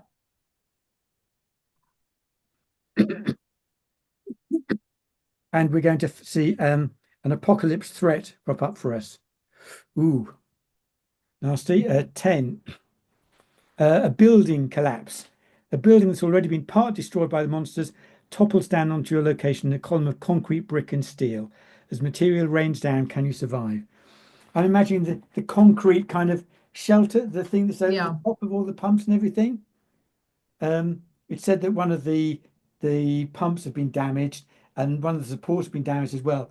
And suddenly there's a creak and then crash, and this whole concrete shell comes smashing down on top of us. So we've got to Yeah. beat at that 10 by 2. So we want to have a kind of a queen or better. Okay, so you have to beat it by two. Okay. Yeah. In this So act 2, you have to beat them by 2, I which can Brian beat can it do. by, yeah, I can beat it by two with the, if I take 2 points from one of the side character. Yep. One of the side characters can help you. I would need, if I'm counting correctly, the other side character and some resources, but I could get there. Well, let's spend it. Yeah. Let's see what this looks like. Hmm. All right, so I'm gonna use this. Yeah. Fab. And uh so yours are clubbed, so you're going to use a couple of tools for that, yeah? Weapons, I think is, Oh, sorry, or yeah, is it? weapons for Yeah. clubs. Yeah, yeah. Which honestly, I'm thinking that Lucas's idea of weapons is still going to be like the tire jack and the Yeah. tire irons. Like it's improvised weapons that he's making out of Yeah. automobile tools. Hmm. Um, I think he is going to try to basically fling himself in front of Rosita, Uh-huh. um, Hmm. and try to he is using like I'm imagining like the jack that you use to raise up the car while you're Yeah. working on it. He is like trying to keep debris up through that way, Mm. um, and also just like physically shoving her out from under it. Like that's he's trying to do both of these things at once. Yeah. I have a Fab. question. Since we have two NPCs, and one of us can fail, we don't need to use the supplies, right? Like if, for example, That's Lucas true. now get 4 points, I can fail, right? Yeah. Yeah. That's true. Just Sigma. because I know what's coming up. So perhaps we should save the supplies, right? Yeah, that's fair. Yeah, no, you can have your like hero narrative, take all the 4 points. Let's Okay. not use the supply. He gets one moment of heroism here. Yeah. Whereas I will say that that I am trying to just I see it happening, um, and I try to um, get out of the way, just using my good reflexes skills, Mm. and I wildly overestimate them. But thankfully, I am next to Roxy, who Uh-huh. is very good with quick reflexes, and so perhaps she just grabs me out of the way. And then as we like tumble out of harm's way, she Mm. just says, "Still got a lot to learn, Rose, but you're on a good path." Nice. Um, and I think Brian can see. Can I suggest this? That Lucas, as things were collapsing, Lucas was in that kind of under the work pit under the car, and actually Mm. grabbed Rosita and dragged her into there, so saving her from being crushed as the Ah, concrete was landing. Um, and then Brian, with his skill, finds a jack which is able to kind of jack up something so that we can then get you two out of there. I like that. Yeah, Nice. think that Hmm. I think that works. Yes. Teamwork. Yes. Yeah. Yeah. And we didn't Teamwork use makes any the tools dream or work, eh? weapons, right? And there's no I in team, right, Brian? No I in team, but there is an I in Brian. Ha ha! Wow, Brian. Wow. Oh, incredible. Um, so we didn't use any tools or weapons. So we didn't use any tools or weapons. No, just the NPCs. We're keeping our That's great. powder dry there. Um, because Yes. two of us overcame the threat, and it's an Yes. apocalypse threat, we can both gain a secret. Hmm. Secrets are good. Secrets are They good. are. Mhm. Um, and because we're in a rural environment, we can each um, we can each gain a tool or a weapon. Hmm. I'm gonna go tool again. I'm going to go tool again as well. Well, then I'll grab a weapon just to be different. Yeah, sorry, Alex, I've already moved my tool. Yeah, sorry. Mhm. Are you going to want to grab Yeah, your weapons then? Yeah. I grabbed. Oop, I'm gonna get it into the stack. There we go. Now it's in the stack. Mhm. Yeah, we're quite well stacked up. Everything's going to go peachy keen from now. Yeah, We'll see. fine. Yeah. Okay. Um, rural scene three. Picked up a 9 for location. Um, so the next location we find is a dust-choked general store. Handwritten signs on the door. The store's kind of empty, pretty quiet. Most of the food is gone, but there are magazines in the racks, toys and miscellaneous goods scattered around. Tills empty. In the living quarters behind the store, the remains of some food is uneaten on the table, and there's static comes from the radio. But we also get another supporting character here, Okay. Wow. Tyree, um, and we might find him in the dust-choked general store, Hmm. and he's a jovial friend. Nice. Oh, good. We Um, need someone to lighten things up around here. Yeah, mhm. Do we have to consume 3 foods since we changed the location? we do. Nice. Not too peachy after all. I mean, No. We we'll really make need it to work. restock food. It'll be fine. It'll be Yeah. fine. We are in a general store. Yeah. Okay. So Well, what kind of scenes do we want to have here? I kind of the moment Tyree like we see Yeah. um I think Tyree waves, says, "Ah, friendly faces." yeah, I'm like sort of pardon perhaps Tyree is pretty young and reminds Yeah, me of Andrew. And yeah. so I feel a little pang of worry. And so I go up to Tyree and ask, have you had any communication, any news from the city? And so I Ah, think we struck up a conversation about where yeah. what's known about the people who we left behind, pretty much. Says mostly static on the radio for this week, but I keep on hearing the jets go over and the bombs falling and roars. So, I mean, our military boys, they must be kicking its butt, I reckon. Yeah, or not.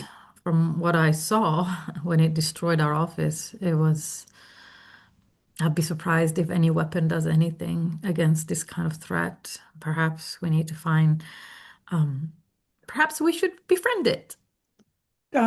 Keep your spirits up. Things are going to be positive. Look, I found this old bottle of whiskey here. We can Hmm. share it up between us. It's good for a Oh, laugh. do you also have a deck of cards? Maybe we can play. Yeah, of course. Yeah, great. And perhaps, you have one of those toy instruments. We can play some music. Don't know about that. We'll see. But yeah, so we set up some little sort of makeshift playing area with some Yeah, alcohol and I don't know if there's some chips or something. Yeah. yeah. I think also we have Rosita takes Lucas aside and Mm. um, and holds Lucas' hand and says, "You saved my life back in the garage. If you hadn't pulled me down into that inspection pit, I probably would have been crushed. You're a good man, Lucas." Thanks. I mean, I don't know how we would have gotten this far without you. You're really kind of the most important person here. Ah, I think everybody's doing a good job. I think everyone's doing a good job, and you're doing a good job. You you remind me a lot of my brother. You're just like a brother to me, Lucas. It's Well, I fab. got brothers owned. And I think Lucas really sincerely like tries to take Yeah, this as the compliment it's intended as. Like she yeah, clearly means well by this, but he's crushed. Oh, he's just crushed. yes. Oh no. Like we see them part at the end of the conversation, and as Yeah, he's turning away, just the face falls. Like yeah. Oh, poor chap. And and I think there's a scene with Brian talking to Roxy, Hmm. and his whole posture is quite defensive. Um, but um, he's saying so. Uh, uh, so what do you think, Roxy, about this thing that where we're going, where we should head next? What kind of do you think? I mean, I yeah, think Roxy's surprised that you're even asking her, to be yeah. honest. Oh. I've seen the way you've been kind of taking Rosie under your wing a bit there, and appreciate that. Um, I mean, I thought all cops were bastards, but apparently I was wrong. Oh, no Ooh. offense intended. And I thought all finance guys were bastards, so I guess we're even. Oh gosh, no, we are. I mean, I gotta be honest about it. We are. But Well, hey, look, I important to be was honest. what I'm trying to say is that when we first met you by the mine, I wasn't sure about having you along with us at all, but I'm really glad you are. You make a big difference to us, Roxy, and appreciate that. I think she tries to like shake your hand. Yeah, he'll shake a hand, give a firm handshake back. Yeah. Yeah. Nice. There's some steps on that road towards Yeah. this. So what's our urban threat? Oh, sorry, our rural threat going to be? It's going to be a really weeny one. Thank Good. goodness. This is going to be Finally. lovely. In fact, I think so, if a couple of people help me, I might even be able to keep this one. Um, so four, um, there's a hidden well to fall into. A rotted cover over a deep well hidden in undergrowth. Could be a very nasty surprise. Could you repeat that? There's a hidden well. Well, there's um, Well, okay. a Hmm. well with rotted planks over it Mm. that Okay. uh, that we are very close to walking into. Um, Yeah. Well, I can manage it with a bit of help from Roxy and Rosita. I'm I've jump over it easily. So I had a bit of a rough one. Oh, But so again, if the two of you can make it, then I can Oh, I kind of beat it square, so handily, you yeah. two yeah, can probably yeah, we're good. Yeah, we're good. yeah. Because of our supporting characters who are with us, Yeah. we're good. Yeah. And Lucas is going to embarrass himself again. Yeah. Tell us how. I think Sorry, can it you describe the threat for me again here? This was, um amongst the undergrowth there's a well with rotted wooden that's covers right. and I think in particular, it's Brian and Lucas. It kind of started to collapse under them as they're going across it, and I think Rosita and Roxy grab hold of Brian, and Mhm. uh, Tyree goes to give um, Lucas some help. I think Tyree is able to help me and I don't like die here, but Yeah, not before I'm just covered in like filth and gunk and yeah, probably a little banged up, bruised up. I think I am just, again, embarrassed and wretched. yeah, yeah. Uh, I think I am helping with directing. Um, um, everybody is paid, so it's cunning. Yeah. So I just like try to yell at everybody to get sort of like a line so that we all help each Mm, other and um, just easily pass over. yeah. Yeah. So I just do like, remember. hey, careful with this. Hey, let's use this to like make sure we're not in treacherous ter the terrain.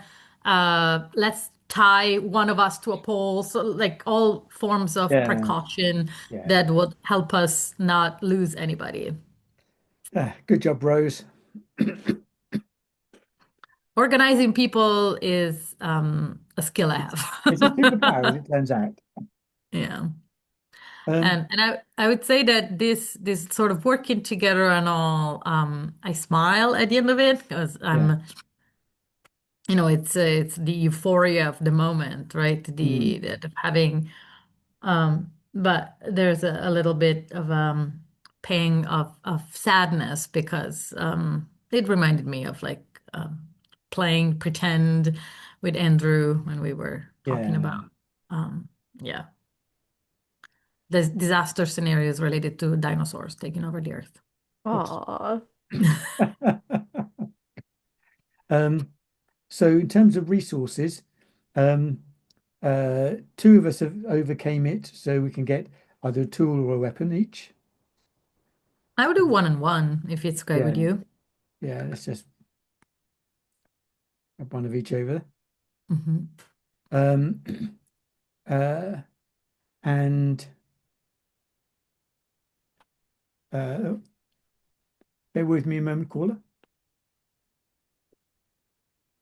Just want to check up what we can scavenge when there's an environmental area. Yeah, we need Environmental food. threat. Please, food. Yeah. So normally, if it's an environmental problem like this one, you can get tools for doing it. But I think we could say that we could get one extra food because this was an old general store. Yeah, I was I think thinking it that. makes sense we can Yeah.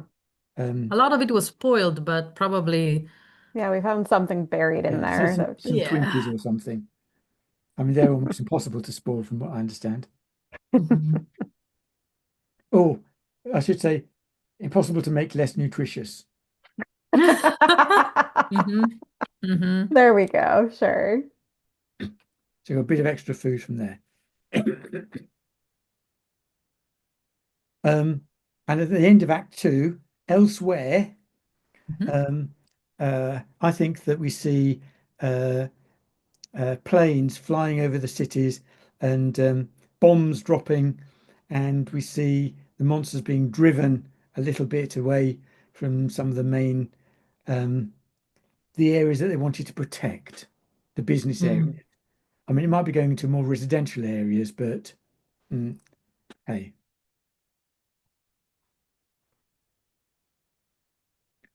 Act three is kind of we're now a bit further on, a month later, and we've got to decide for Act three, do we want to go into the wilderness, which Hmm. is harder to uh, harder to keep people satisfied, but you can pick up secrets readily in the wilderness, or do we Hmm. want to go back to an urban area? It'll be a bit more desolate now, but Okay, to me, urban area makes more sense I simply agree. because all of our like whoever has connection, they are in the urban areas, and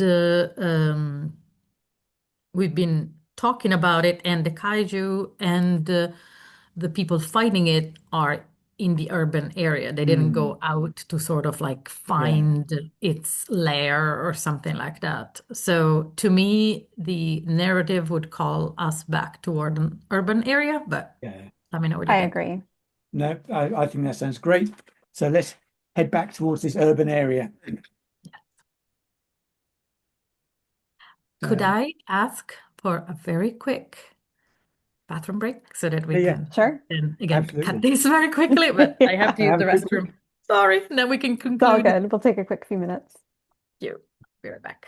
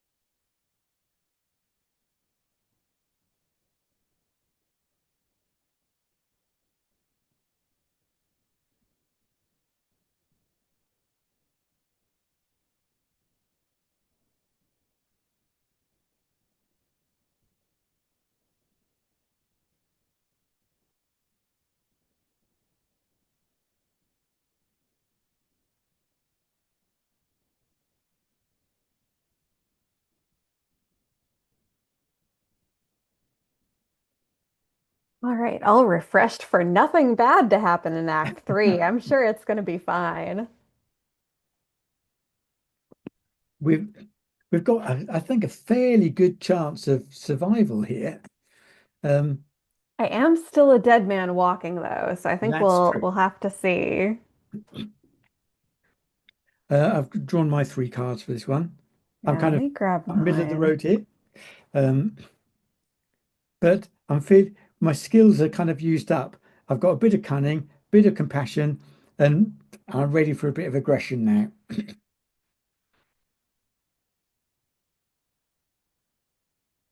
I think I'm getting pretty used to my tools, but oh boy, it is maybe not going my way this time around. We'll Oh, see. in the if the third act is in the wilderness, that is tougher because you've got to use up food and tools each turn, and so your supporting characters you get trouble in the ranks very quickly. Well, good thing we're going Um, back to the city. we are back in the city, and so we've got uh, uh, a better chance of the supporting characters staying with us, which gives us a much better chance of survival. Oh yeah, I'm back. Right. Camilla, would you like to take your three cards for the last act? Yes, sorry. That's no problem. Let me grab them. One, two. Oh, hi. You can see what Brian looks like. He's kind of middle of the road, but he's getting a bit more compassionate and aggressive. Yeah, I'm definitely still aggressive.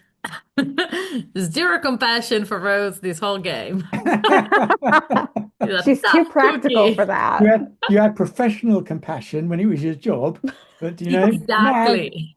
put that You're on not one getting side. paid to do it now. Yeah, this is not worth my time. Yeah, pretty much. Yes.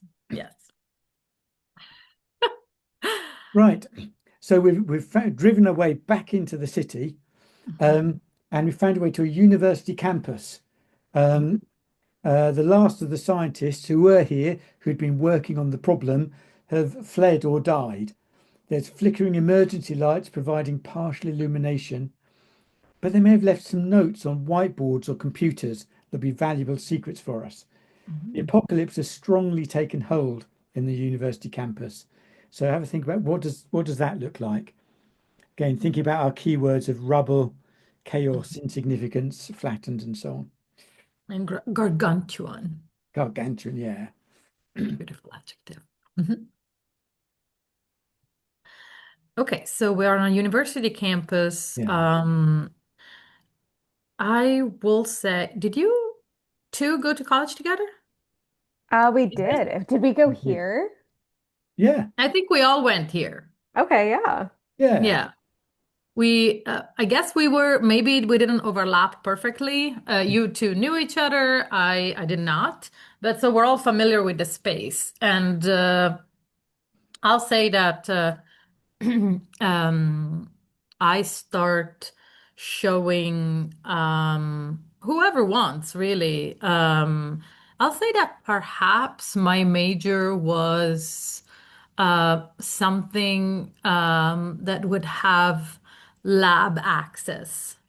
Not necessarily biology or chemistry, that'd be a Hmm. little too easy with the scenario. But like maybe something, maybe I worked as a lab assistant while I was here. And so I show all of you um like around in the area, especially where the scientists were. And so I would know my way around, and so probably Yeah. show you some supplies, or depending on what we're searching, I might remember the name of some professors that were working on it, and Mhm. I had maybe I'd been their lab assistant. Hmm. I look wistfully over at a pile of rubble and say, that was the horse's residence over there. Looks like it's been stepped on and trampled by these giant creatures. A lot of good memories in those days, eh?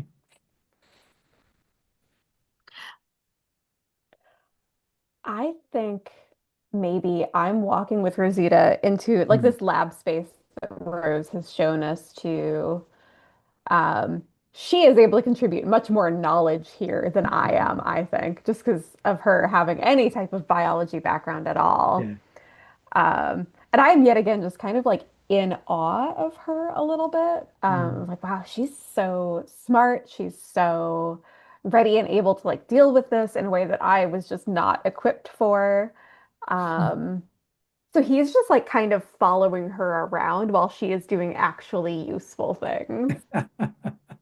Um, Instead, when you say lots of good memories, I sort of pass in behind you. I'm like, no, not really for me. Lots of abuse, and from those jerks who ran the labs. They never had a kind word, and yeah, just did my thing to get a degree. Good for you that you had good memories, Brian. And I pass on. And Yeah. I'm more like, as things go by, I'm just getting more and more aggressive in Yeah. my Yeah. interactions. You're not used I think to Rose answering like that to Brian you. turns to Tyree and goes, I don't know.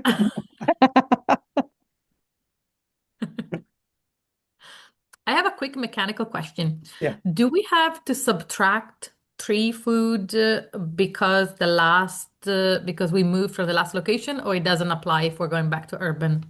Back in the urban, we don't have to spend food. It's Okay. something that I'm kind of having a think about because Mm-hmm. this is some months down the line.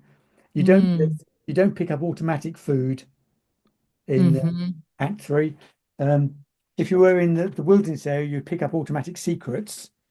Mm. Um, but but yes, so there's no. Well, already the fact that we don't have to consume food to move location is a big advantage of urban. Yeah, So if we don't pick up food, it makes sense. yeah.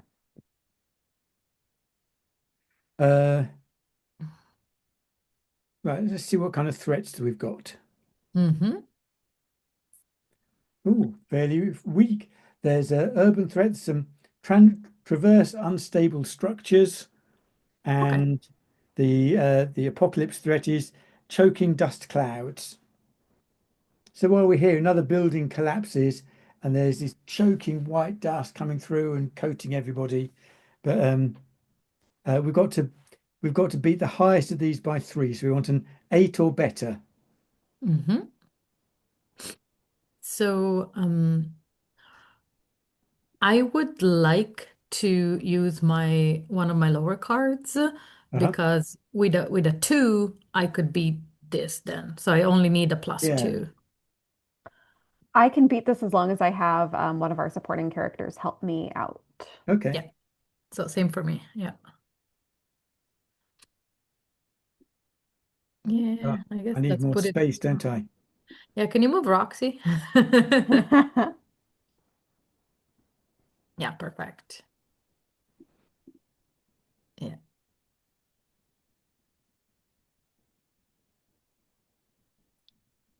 I'm going to use a lower card as well, and I'm going to I need an 8, so I'm going to spend 1 food. But do you though? Do we all need to beat it in Act 3? Yes, I'm going to. I want to. Okay. No, Okay. that's fair. Hmm. I want to pick up secrets because I think we're low on secrets. Okay. Okay. And so uh is one of you's helped by I was thinking I would be helped maybe by Rosita because I've just been tagging along with her this whole time. yeah. Hmm. So if actually we only each of us only need to be helped by 1 person, don't we? Yeah. Yeah, we're pretty close on this one. Okay, so I So don't need to spend that food. Um and I've been with Tyree Okay. and Tyree. Actually, no, I'm with Roxy. Hmm. I'm kind of moving back towards relying on her and seeing her as a Yeah. friend. And Hmm. we work together to kind of um, sort out the um, face masks, but just to protect us from the dust. Um, but we particularly want to make sure that other people are sorted helped before us because we're being a bit compassionate at the moment. I was going for the same thing, the face mask, because Yeah, it's skill, right? yeah. But I would say that instead, I see that We find Tyree. material for the face mask and say, how can we use this? No, no, no, I got it. I feel that I see that Tyree looks a little lost as this like amount of dust is coming toward us, and I just pull him behind. Like part of the collapse building has sort of created almost a barrier. And so Mhm. I pushed him under that, so we're covered from the back. And then I literally grab a blanket and throw it under us, sorry, above us, Yeah, so that we are sort of sheltered from the cloud passing. And then, when I feel that it's a little bit better, or when you tell us it's better, then we can emerge. yeah. Cool, cool. I was thinking that with Rosita being, again, more familiar with this type of like biological lab Mm. space in this university and stuff like that, she's actually able to get us to like an eye wash station so we can keep seeing through, like we can get it out of Ah, our eyes and we can keep finding our way yeah, around a little bit. Because she would know that of course a lab like this would have an eye yeah, wash station just for Yeah. safety. yeah, No. Um, and so she would sort of we would help each other wash it out of our eyes and stuff like yeah. that. Excellent, excellent. We So should- all 3 of us have succeeded here, so we can get, and that gives us time to look at the stuff on the whiteboards, the stuff the scientists left, and we get each of us get Mhm. secret. We're doing exceedingly well, Secrets except are the good. first. Don't jinx it. You're right. Sorry. For our next location, Yes.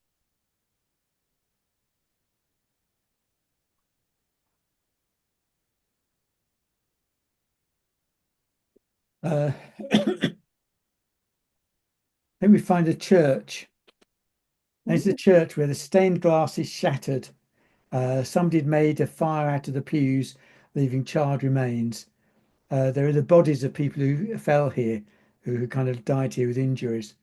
Um, our footsteps echo in the quiet sanctuary. Um, what are the signs that the apocalypse has kind of gathered here, has affected here? Can we just come up with anything? Yeah, yeah. I think since this is a place of worship, we see perhaps little offerings that people have brought Mm, to pray, that whatever had happened would go away, to find some place mm, of solace. And perhaps they are, I don't exactly know what kind of place of worship this is. A church, I'm going to assume Christian. And so, very often, at least in Catholic churches, there are those little candles that are yeah, electric that you flip up if you live an offering. So, something like that yeah. that has survived the collapse. And so it has become like a little shrine with a lot of Mm, personal objects that people would bring to then lift a little candle. The candles are not lit, even electrically, simply because power is gone. yeah. Um, but sort of this structure is surviving with little offerings at the bottom. Mm, I think maybe this place was like sheltering people until really recently. I think maybe we find signs that like mm, people only left this building like a couple of days before we got here. yeah. Um, Yeah. that, the monster must have passed through here like really, really recently compared to Mm, other places that we've seen. Yeah. yeah. I think that in one of the side chapels, a graffiti artist has Mm. graffitied over the stained glass window with a picture of the kaiju. Oh, that's And there have been good. some people here have been kind of offering their prayers to that it might stop. Interesting. I Love love it. that. Me too. So let's see what threats we have here. This is a namby-pamby Act 3. Yeah. So um, our urban threat is a trap left by paranoid survivors. Ooh. So there's some kind of booby trap, um, nasty spikes or a deadfall or something like that. Or And our maybe by apocalypse thing is collateral military damage. Soldiers with rockets and rifles and tanks and missiles are engaging the monster, and bombs drop from the air. Um, so suddenly, all hell breaks loose outside. There's kind of the roar of the kaiju is on one side, the rumble of the tanks is on the other side, and the church where we're in is in the middle. wow. Um, uh, and and we've got to get out of here safely.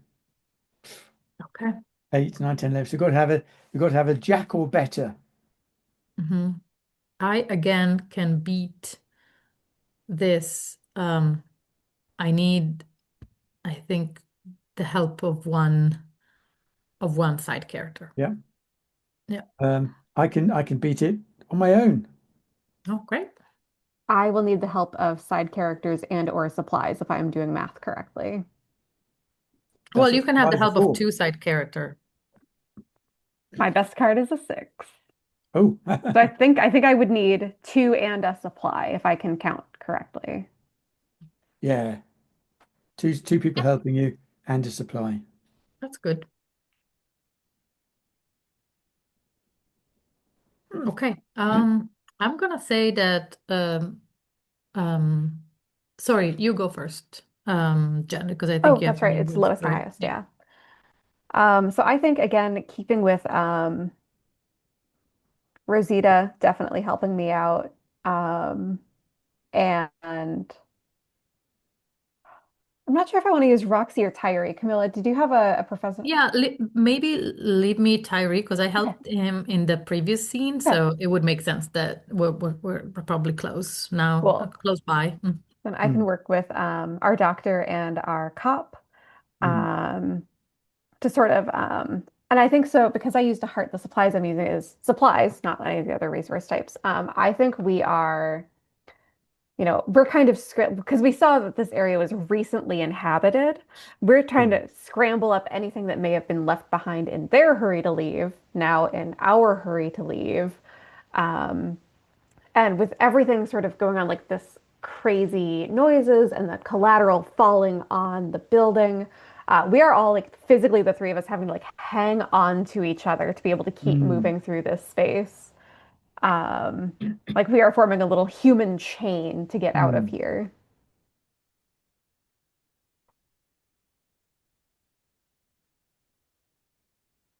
Yeah. Um, Let me think. I have physicality or aggressiveness. mm, So I'd say that I earlier I jumped to help Tyree. Um, as you form this line, um, I grab onto all of you. Um, but I feel that I try to like um hold on to all of you by myself. mm, And I'm just not strong enough to mm, help and until I find that like some stronger arms are next to mine holding on and Tyree sort of with a um with a sheepish smile that says, I didn't know how to do it, but I can help if you show me how.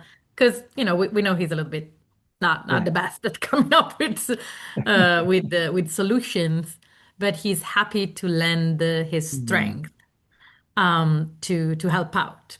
mm, And so I'd say that together we join this chain and help out Lucas, Roxy, and Rosita. excellent. And I think Brian, he's going to be very physical. He's going to charge out the front door of the church, Mm. um, and kind of firing a gun or something to get the attention of the military to say, "There's people in here. Don't hit the church. Don't hit the church." And they go, "Whoa, there's people in there." And bombs go off, but they're slightly further away, and people kind of wave us to get out of the line of fire. Okay, well, let me put Right. this. Yeah, I must give myself more space here so that we can stack the cards up next to them. Yeah, well, if we move maybe the scene three cards a little bit, maybe Well, no, because out that's or that's a here. holder that holds them Yeah. nicely. So I just need to rearrange the space a little bit. It'll be fine. Yeah. Yeah, we can just leave them on the a Mhm. little bit outside right now so that we can have Yeah, the other we know one. we used them. Yeah. Uh, So we got out of the church. yep. Um, so for our last urban location, I've got oh, well, we could be back at the urban alley, the same place where there was the market in the first place, or we could Mm. look at somewhere different. I would maybe something different. Yeah. Somewhere different. Then, police precinct.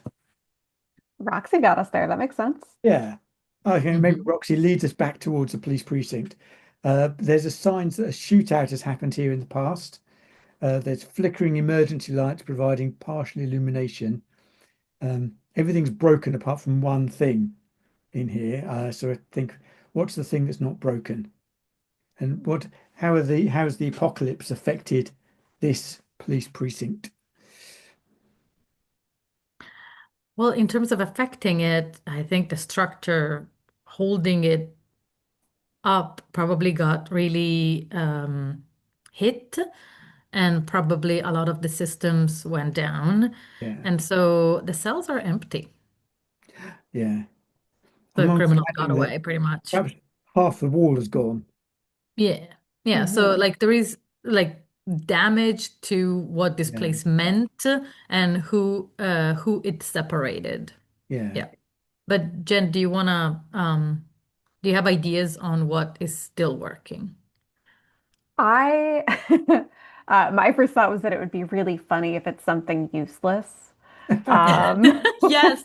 Like like Yeah. in the area with all of the desks and all of where they're issuing all their paperwork, all those, if there's like one printer somehow miraculously still working, The printer is really good. It's evil. right? It never Yeah. worked when they wanted it to, of course. Yeah. And it has toner and it's connected. It's Yeah. ready to go We as can print whatever we need, guys. Nice, nice.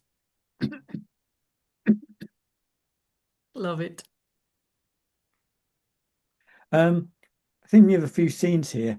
Um, I think Rosita takes Lucas aside and says, Lucas, I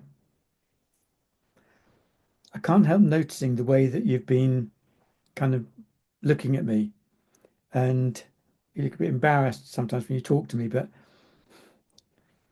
have you got a thing for me?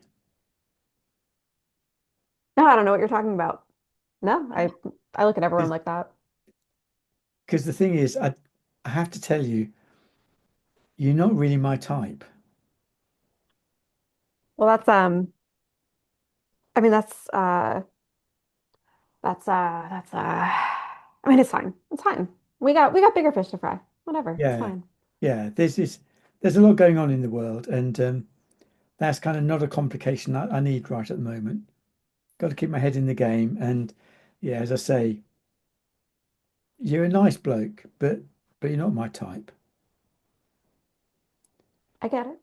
You Yeah. like guys like Brian, don't you? Well, I prefer the intellectual, but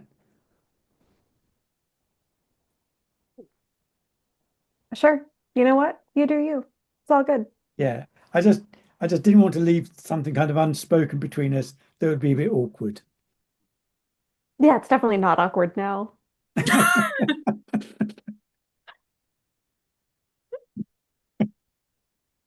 Thanks, Rosita. We'll talk later.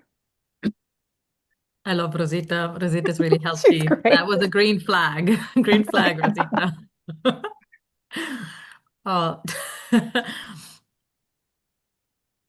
Any other Um, scenes we want to have here? yeah, I'll let Jen maybe work with Roxy because probably you've or like I don't know do that you, I don't know that I have anything at this point. I think maybe I just want like a little like a vignette solo almost of just Yeah. because I'm trying to build for something in our final scene possibly. okay, I think okay, Lucas is like reviewing like he's had this camera this whole time. I think he like great. now that we're back in a place with a little bit of power, I think he's trying to like go through some of the footage that he's got and Mm. see if there's anything there. So I think that's really all he wants to do. Mm-hmm. Nice. Um, well then, I'll say that probably Roxy comes up to you, Brian, Yeah. and says that was great thinking to run out of the church and sort of move the diffuse the situation with the external very real threat. I appreciate that. I didn't expect it from you, so thank you. Oh, well, thanks, Roxy. That means a lot to me.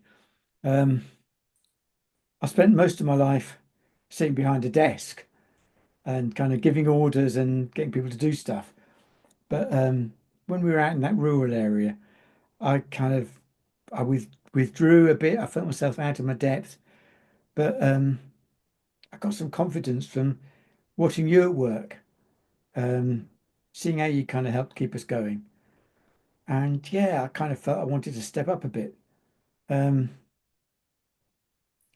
Well, Brian, seems like you found your real leadership skills. And trust me, in the aftermath of all of this, those will be sorely needed.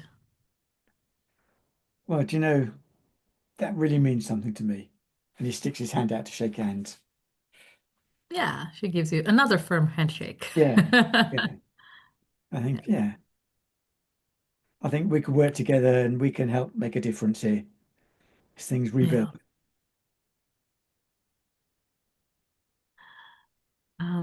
I'll say that for Rose, um, I'm trying to go from computer to computer, sort of looking if something is working because I want to check Mm. out perhaps some information. How are our phones? I assume they're all dead, right? Because Yeah, the cell tower maybe kind of I'm not working. looking for an outlet.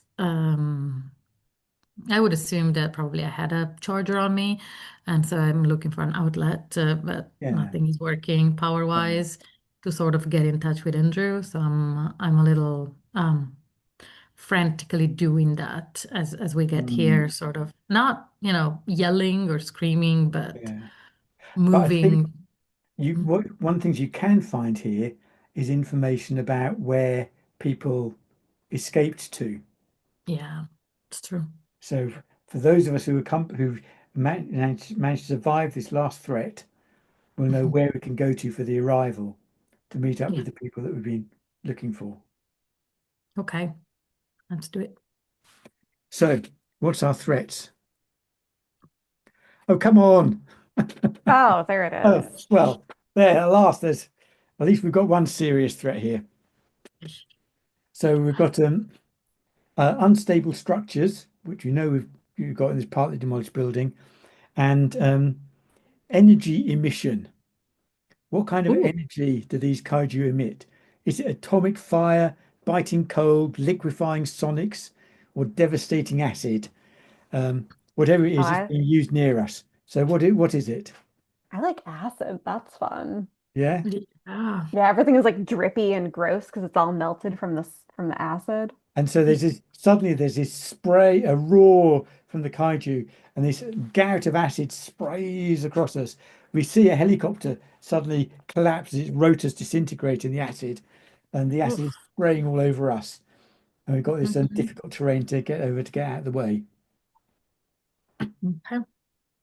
So I only have a really terrible card left, and I'm a dead man walking it, and I want to sacrifice myself so someone else makes it. I Oh, think that is the correct if you narrative arc here sacrifice for yourself, then Lucas. everybody else makes it. I think that is what I want to do because all I have is, oh, where did my tab go? Mm. Oh, Oh, yeah. So Yeah. I think it makes perfect sense if I am throwing myself in the way so that other people can get to a safe yeah. escape. Ah, okay. Um, So in Good that case, it's question. all down to you, Jen. You Mm-hmm. describe how you save us all. I think so. There's this massive blast of this acid that is destroying the walls. It's Mm. melting, I think, even down to the floor underneath us, which is causing us all to sort of scramble out of here. Um, I think maybe I'm sort of towards the back of the group. Mm. Um, and I am, pushing everyone past me. I'm trying to get them all past me. And I take my little video camera and Yeah. I toss it to Rosita and say, "Don't let them forget." Oh. And she grabs And it and says, Lucas. and I think he, you know, is falling backwards towards this Mm. this collapsing pool of acid that's puddling up under the Mm. the collapsing building. Oh. Um, and like the last you see of him is just like his hand reaching out of it and then sinking slowly Uh, into it. Oof. Okay. Question. mm. Thanks to this act of sacrifice, we still need to beat it? The No, two of us? nope, No. Okay. Nope, nope. you're good. Her sacrifice has beaten it for everybody. All right. Wow. Okay. It's a which very does give powerful us move. two more secrets. Hmm. You find something in the footage from Lucas's camera. Yeah, Yeah. yeah. Hmm. So we're going to go on to arrival now. Um, there are some variant rules. So if somebody's a dead man walking and then they die, kind of really early in the game, there's a couple of variant rules for how people can continue on. Uh, Hmm. but dying in the final scene of the final act, perfection. Yeah. Uh, I mean, that was the right arc for him, I think. yeah. So we're going to find out what happens with Rose and Brian and their beacons, and we want to find out whether their overall status is blessed, survivor, cursed, or damned. Hmm. Um, so we are both dealt a card, one card face down. Hmm. Um, so I'll take one card. I'm going to place it over to the left of the resources. If you Hmm. take one card and place it face down somewhere. Sure. I'll put it next to me, I guess, Okay. here. Um, now we can decide secretly whether we want to Mhm. keep our card for ourselves or donate it to to another player. Um, once it's all decided, all donations are then revealed at the same time. Mhm. If anybody has two cards, then they automatically are blessed. If Mhm. anybody has zero cards, they're automatically damned. Mhm. Otherwise, it is the suit of the card that tells you what your result is. Okay. Um, so have a think. Do you want? Okay, I've had a thought. Have you had a Mhm. thought? Yes. Are you going to keep or donate? Keep. I'm keeping as well. With two with two players, when there's more players and when there's been a more fraught Yeah. situation, then Hmm. so I've I've got a heart. I have a blessed result. Oh, me Oh, too. you have a blessed This is result as well. literally the first heart that Rose sees this whole game. That's incredible. And so, looking at that, a blessed result for a heroic genre, that gives us, we both have a brilliant ending. Okay. Um, if our beacon is a person, you have a delightful, happy reunion with them. They're in great condition and delighted to see you. Nice. Your exploits are legendary, and we speak of how people remember you in years to come. So, what does your reunion with your brother look like? Well, so I feel that perhaps after Lucas' sacrifice, um, we find some other police officers that come back to the station and tell us where they've been sending people for shelter. Hmm. And so by following them, I don't know if Brian comes, but definitely Rose and probably you'll tell me if you want to keep some of the NPCs, but like You can have all the NPCs with you. I think I know will happen with okay. it. So Rosita, Roxy, of course, like escorts us there. Rosita comes because she can be incredibly useful. She's very distraught from what happened to Lucas. So I think Yeah. that we'll take her, like telling her, you can be useful. Like there are people to save outside, so let's Hmm. go. And Tyree simply because he can be a good friend to Andrew, and so we all go together. We do find Andrew in the shelter. And as we settle, I'd say in the situation of like being with the shelter with other people, um, exploits becoming legendary simply means that we give like we talk to the people who are in charge of the shelter who are related connected to the military, Hmm. and we give them the footage Hmm. that Lucas shot. And perhaps by mistake, Lucas, early on, when we were not early on, but like when we were in the university, you probably filmed some of the possession that we found. Hmm. And you didn't make any of that, but some of the intelligent officers like catch on to that Yeah. and do understand Yeah. some like perhaps critical flaw. of this kaiju, perhaps not to Oh, defeat it. Oh, I'll we're stop gonna there. They we'll stop understand there some because flaw. we'll Yeah, see with yeah. the finale. We'll find out what the future of humanity looks like. So Oh, okay. we So might they come back to that. find some ideas on Yeah. how to fight or scare But away or what in a do, way communicate with the the big kaiju. Yeah. question is, what do people remember about Rose? Well, so they remember that she brought the knowledge to start turning the tide on this battle. Hmm. And so, and they remember that she was so intent on praising her fallen friend Lucas. Hmm. And so she becomes this model of resistance that is not seeking glory in any way. And so, yeah, she settles. She tries to rebuild some form of like family with her new friends, Rosita, Roxy, Tyree, and Andrew. But sometimes, she's called in, so she becomes this sort of this the face of what turned the tide, Hmm. and um, and especially because of her desire to highlight someone else Hmm. who Hmm. really helped. But as a reflection, she also becomes because she's the one who's speaking for Lucas, so she becomes Yeah, sort of the voice of this resistance. I love that's it. fabulous. You're such a better person than Brian is. Okay. Brian gets whisked away by helicopter to an executive retreat where he meets up with his mate Jack. I say, you won't believe what we've been through. There's disasters. There's acid. Uh, I did amazing stuff. Um, I kind of led a group of people and helped them survive. It was fabulous. I kind of really felt kind of a new thing for myself. And Jack saying, "Oh, this is great, mate. I knew you were the kind of person who'd really thrive in this environment." And um, and as kind of money is set aside by the government for rebuilding purposes, he's made a financial officer.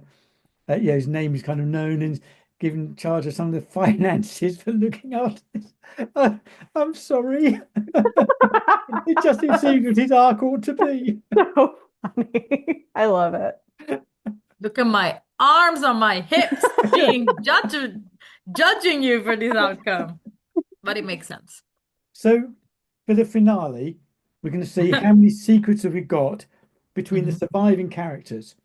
So I'm not mhm, dividing 9 by 3 because it's one of those, the fact that Lucas sacrificed himself for us is kind of a foreshadowing of the sacrifices people make. So we divide this by 2 and mhm, round up.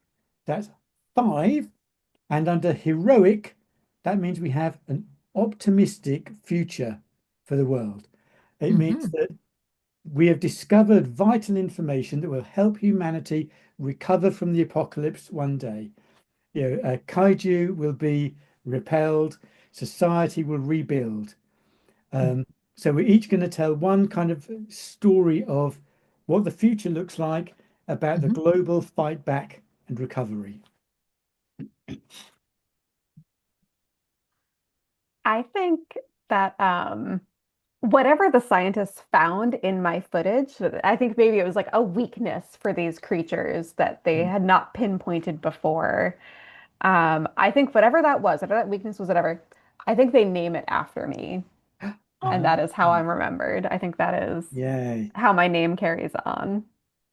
And would you say that it is something that allows humanity to destroy the threat, to lure it away, to Or to allow it to fight against it. communicate with it? Yeah, how do you want I this to go? think, I So think I, because I think that Brian funnels investment into giant robots, very Pacific Rim. Pacific Rim style.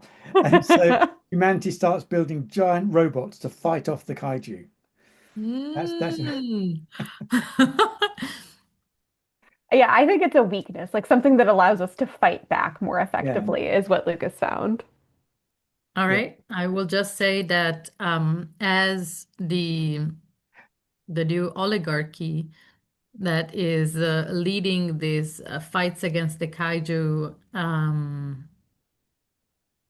collect successes, and they are um, making it the world safer for us.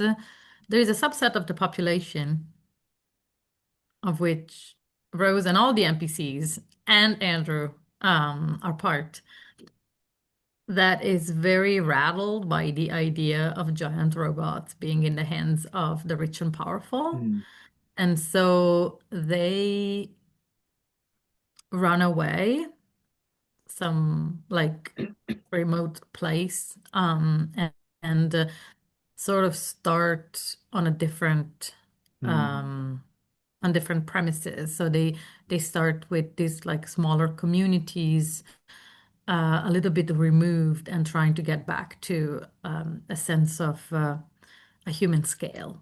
yeah. Sort of, not claiming that this is better, but like leaving the fight of these titans on the outside to the people Mm, that probably can, and trying to regain a sense of normalcy and yeah. like day-to-day life. And I'm just gonna let it leave it there. I don't know if this later will be, brought back into the bigger cities or if there will be these communities that sort of decide to stay separate. I quite like the idea because there's the sense that it was the big urban cities which attracted the kaiju. And so Hmm. on the one half, there's, oh, we can fight them. But on the other half, Yes. there's people, society saying, we could rebuild and live lives more simply in a way which is good for us and which I doesn't like invite that. distraction. Yeah. Yeah. It's beautiful. A hopeful future. Thank you so much. We did. Oh, what a delight. This was so fun. Thank you. Yeah, I feel that we got really lucky, We especially with did. Act Yeah. 3, but Yeah. it still held well. Like it was still a very good story, and we had like a big scene in the beginning with dead men walking, and a big scene at the Yeah. end with a sacrifice. So it was there were two beautiful counterpoints Hmm.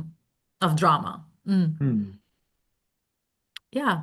I like that we played on different scales, so there was the big threat, but also a lot happening with the characters. Yeah. Yeah. All the little interpersonal scenes with the supporting characters I thought were great. It would have been a very different game if we'd had different supporting characters, I feel like even. Yeah. Agreed. When we played it, Agreed. because of the time crush at Metatopia, you just try and do vignettes at the end of each act. I Mhm. quite Yeah. like it where you can have them in the scenes. Uh, Granular. I loved being able Yeah. to do something with Rosita and Lucas to kind of play into that unrequited love kind of thing. Um, Yeah. Also, like I think from the moment we started without the breaks, it was probably 2 hour and 20, 2 hour and okay. Yeah, 2 hour and a somewhere around half. there. It's a good Yeah, time so frame, it's yeah. it's a good time frame for this Yeah. kind of story. I don't feel that we rushed ever, and Yeah. we just took our time, and the pace was well articulated, and Hmm. all of that. Yeah. Wonderful. Do you want more comments, or do you want to stop the recording now, Shall perhaps? we? I'll stop the recording now and then we can Mhm. do some more comments. Let's see. Yeah. Uh, oh,